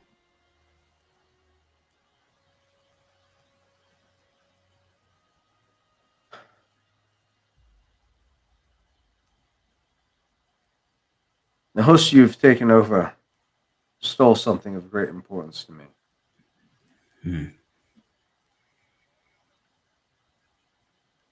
It's this iron coin. Brass coin. Sorry. Brass coin. I need to know where he sent it. Who he sent it to. And what will I get in return? What do you want? I fought a battle for you. I got your home back. What more do you want from me?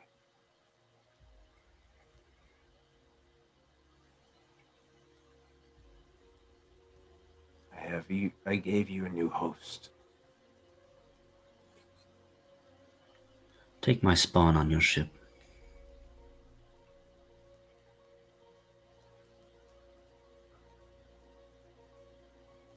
He cannot infect my crew if they do decease on sea. That has to be part of the plan. It has to be willingly. Am I understood?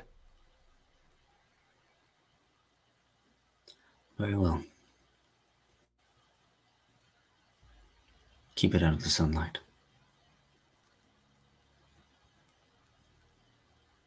Okay. What is the terms of the conditions of keeping you spawn aboard my ship? Keep it fed. Keep it out of the sun.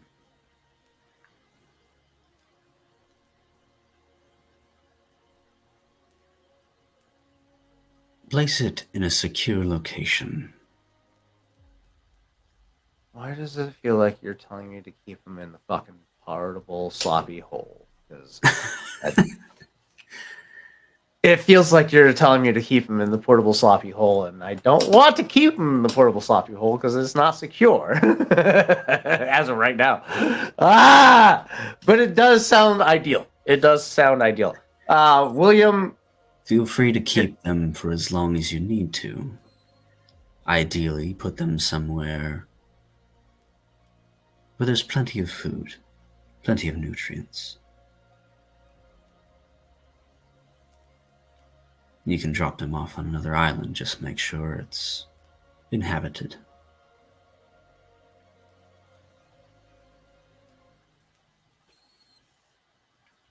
One of your cities would be ideal.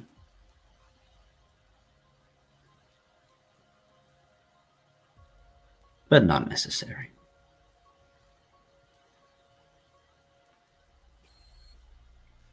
William immediately has an idea. One specifically in consideration by the name of the Myriad. Oh, that's terrible. Yeah, it's terrible, but you know, William or the Scarlet Brotherhood and the Myriad don't have a great history, so you know. And him and his relationship with fucking what's her name? Luna was rocky to begin with. We'll see. We'll see how he agrees to the terms immediately for sure. Okay.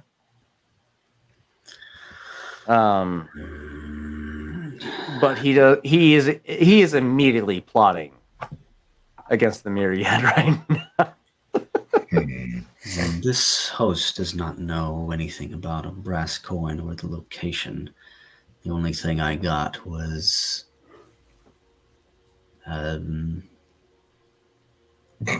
another individual. I saw them when I came aboard. What's his name?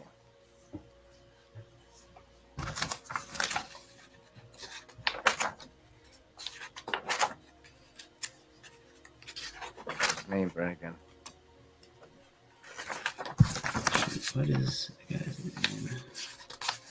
Oh shit! Do I gotta pull up notes too of when I hired crew? Hang on, I think this is the page. And then, out of curiosity, how much of this did I hear? It would have been the first portion where the soul got sucked out, correct? Yes. And then, Dravis fell. Dravis. Is that the fucking the Gronk guy? Yeah. Oh no, he was the bad guy. No, I wanted to trust him. The sadness when you realize you gotta suck the soul out of people you thought you trusted. Fuck! I wanted to believe him. Dravis. Dravis, it appears that these two men had broken into your quarters together. Immediate disappointment across his face. But yes, this corpse does not know anything about the whereabouts of this coin. Does any of your elders require a new host?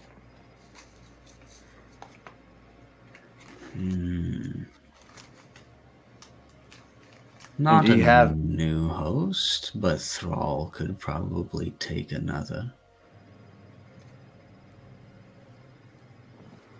I don't suppose you can spare any to supplement my crew.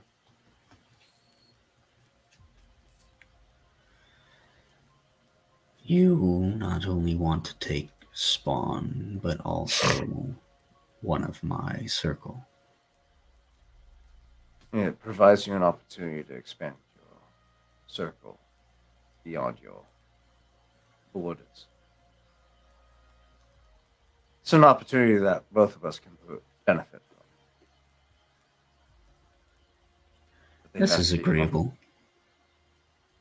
Will they be comfortable serving above in the sunlight? Or do they have to be below ground?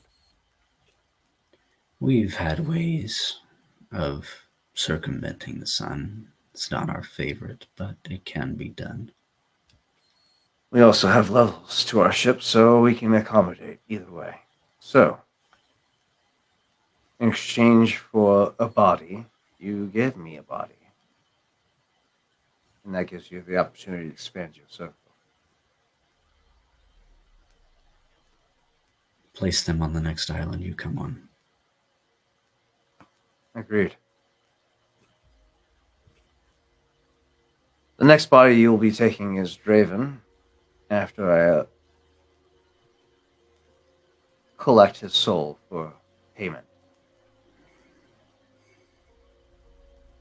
You hear heavy footsteps. And a myconid that cannot fit through your door. A big motherfucker.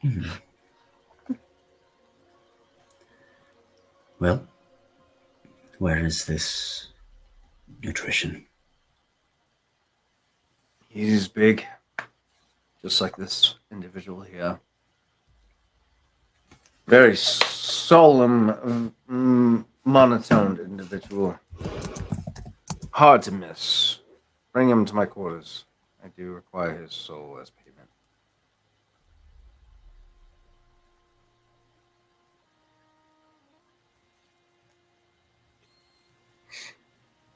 The myconid begins to stomp off. How much is this again? Didn't really hear. I'd say the portion where the initial soul was sucked out. This would be catching behind the body. closed doors for sure, yeah. Yeah. William catching the body, and then probably the beginnings of the negotiation for taking on the spawn and getting information from the new host. Okay. So yeah, after a minute, Millie will come out of the trance the token would be destroyed, and then Grendel is no longer there. Correct. Yeah, So- Grendel went under Yeah. the ship. She is Lower kind of deck. doing her own, The she's doing galleon. her own thing right now. She pretty much dropped off what she was supposed to do, and she is now kind of doing her own thing. Yeah, that's fine. Millie Probably is going to go. Flower crowns aggressively. So, what Millie will do is he will go back to post on the door since no one is there. I'm almost And- tempted to forcibly take his soul without killing him. Because he fucking lied to my goddamn face. Yep, I'm taking his fucking soul without killing him. Yeah, because Are you talking about that? Are you talking about that fucking weirdo? The Gronk. I'm killing Yes, Gronk without yes. killing him. Grendel 'Cause he- approves like above table. Grendel approves. Grendel even He straight up lied to my said, face. Yeah, because "I Draven hope just the captain takes your soul."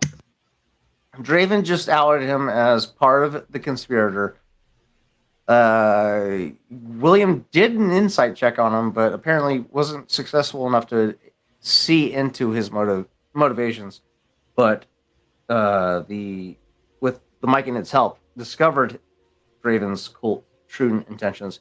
Yeah, he's going to make sure that he's going to rip his soul from his living body, so it's the most painful experience that he can go through before he is Yes. taken Yes. by the Myconids. Take his So, curious question for the DM. I know wild magic is bad, but I'm trying to delve into this because Millie is intrigued and curious. So, for things that are at will or cantrips, are they subjected to the same fate? Oh yeah, because spells, yeah. Well, I Cantrips, thought it was spells, first level or higher for wild magic. I was just feature. clear. Race features are different because that's an innate ability. But anything that requires incantations or spell components. Or spell components. Yeah. Cool. For a minute, I'm going to be playing cards and I'm casting. Ritual casting? Oh! Nope, it's not even a ritual cast. I don't use any spell components for this. Respectfully smash. And I'm going to do augury to determine the fate of the crew. So by casting gem inline sticks, rolling dragon bones, laying out ornate cards, or employing some other divining tool, which I don't have to do, I can receive an omen from the otherworldly entity about the results of a specific course of action that you plan to take within the next 30 minutes. The DM chooses the following possible omens: weal for good results, woe for bad, will and woe for both good and bad, or nothing. To give a little more concerted or a more directional avenue, William would be consulting with either Arendor and Mila. So yeah, he the curious being right now. Tater, what are you staring at? You're making me uncomfortable. Seeing all of that and hearing all of that from Millie, he is intrigued right now because he's never seen this part of the upper class crew. Why are you staring at me? Can you go play? Father, you have the noms, and there's a guy in the game that wants cats. So you're trying to divine the fate of the upper crew or the crew as a whole, like the crew as a whole. Okay. Ooh, okay. The next 30 minutes. It's going to be weal and woe. Ooh. Because it's gonna go real bad for Draves here in a second. So I will say that made me a little nervous there for a fucking moment. God damn. Until that stipulation of it's going bad Who got for who got the Draven. wheel? Yeah, so with that knowledge, Millie is going to nod and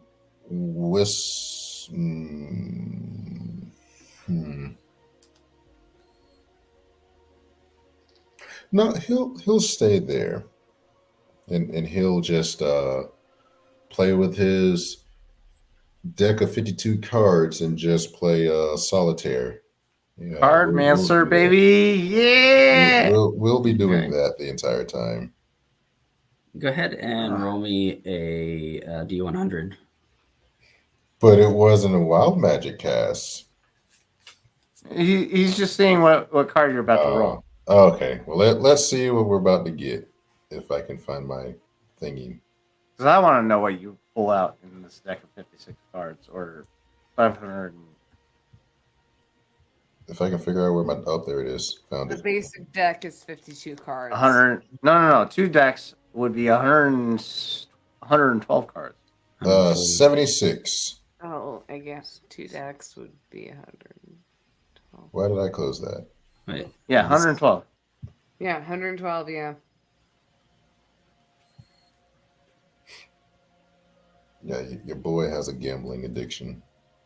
All right, because this is Are we going to be cleaning up cards like half this fucking time? So it is a class feature that allows me to cast this spell without expending a spell slot or anything of that nature for components.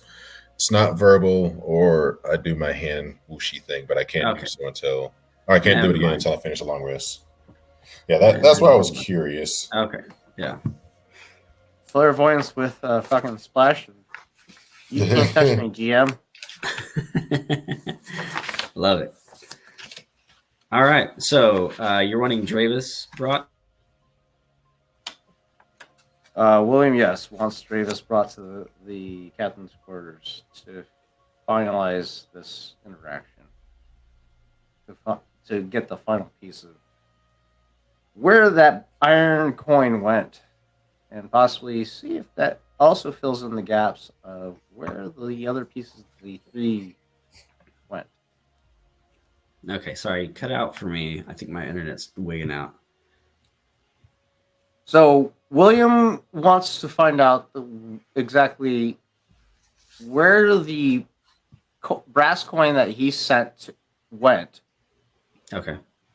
As well as if he can, as well as if Morgath can pull any information of the other pieces of 3 in regards to the mission that William was a part of so many years ago. And he doesn't remember because he was mind wiped. So you're wanting Dravis in here for that? Yeah. Okay. Meanwhile, painfully ripping his soul from his conscious body for lying. Okay. So they bring Dravis to you. Yeah, you want me, Captain. Is there something wrong? Yeah. Something I can do for you? There's a lot wrong.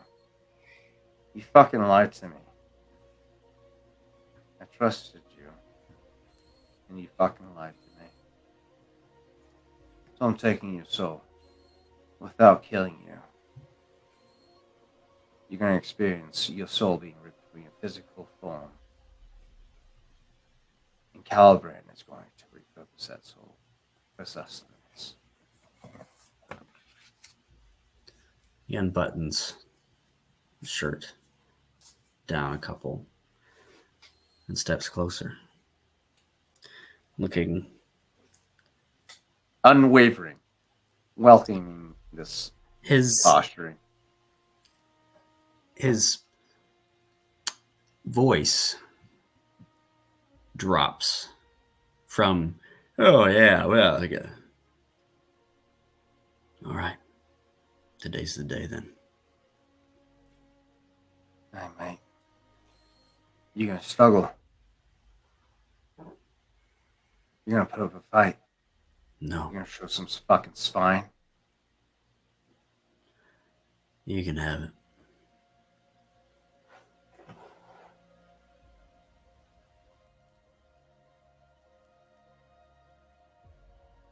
And that's the only thing you're getting out of me.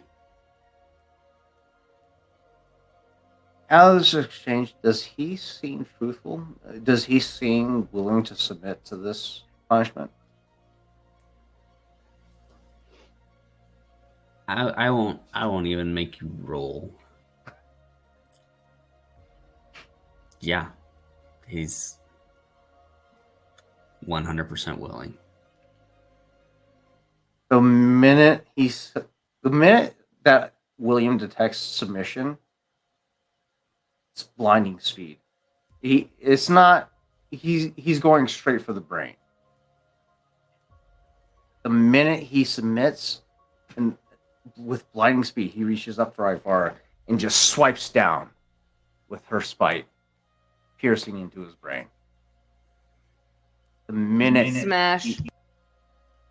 he detects death, he begins to rend his soul from the body.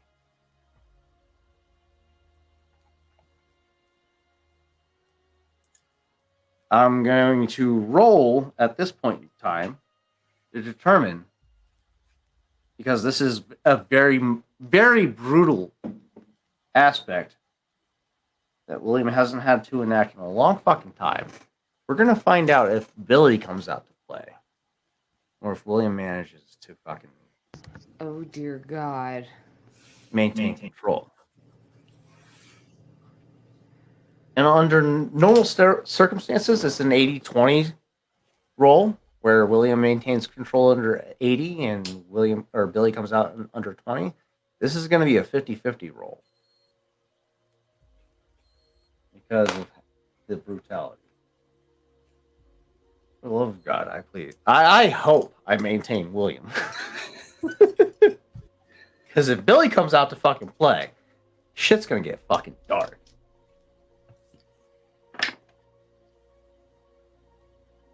That's a fucking... Oh, thank fucking God. That's a 94. 94. William maintains control. Not gonna lie, I was fucking nervous. I was really fucking nervous because I've been rolling like shit all fucking week. I've been rolling like 13s, 23s, 16s. I'm like, when it comes down to the fucking game, I don't know if I'm gonna survive. With the 96, William pierces the brain of Draven with Ivara's spike. And immediately, before the body can fully die, that's when you can see the soul of Draven begin to be drained into William's form. Again, those of you who are perceptive enough to perceive the spiritual realm, Caliban steps off to the side and holds out his hand to which appears to be a crystal in his palm, and his soul begins to be absorbed into that crystal or structure of sorts. William turns to acknowledge Caliban.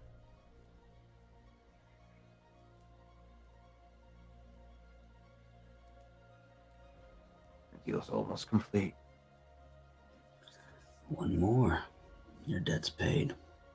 After that, I'll make you the most powerful goddamn pirate on this ocean.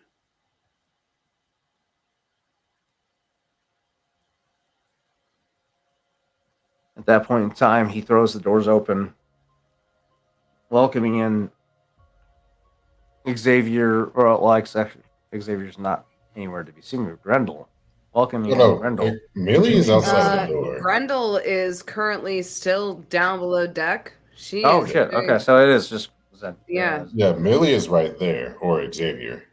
Grendel is off on her own doing her own thing. Turning to Morgath. Any information pertaining to the brass coin that was sent away? As well as any information pertaining to the Amber Paragon. Paragon. Thrall thanks you for his nutrients. However, I haven't had this happen before. The recesses of the brain contain different sections that control different parts. Tastes, smells, desires, vision. There's one section that stores the memories. It's painful to access. Not for us, but for the host.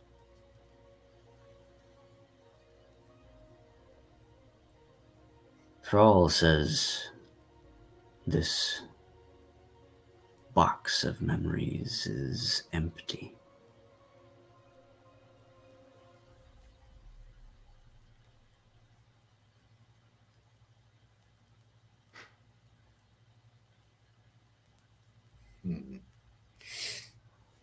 Very well. Seeing all this.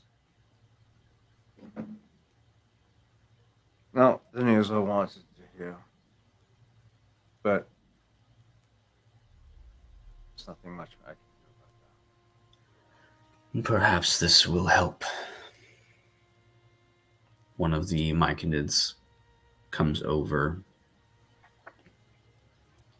with a chest. A wooden chest, metal bindings, but no lock.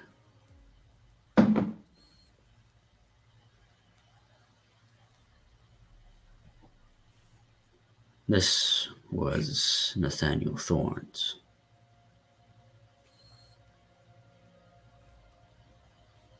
And this is your key. He hands you a hollow pipe. And that is where we're going to end our session tonight. Ooh, spicy. All right. So thanks everybody for coming by, saying hi, hanging out, watching us roll some dice and have some fun. Got deep in some spots and funny in some others. We had a great time. We'll see you next week on Tales of Vardin on To Be Diced. We'll see you. Cheers. Cheerio.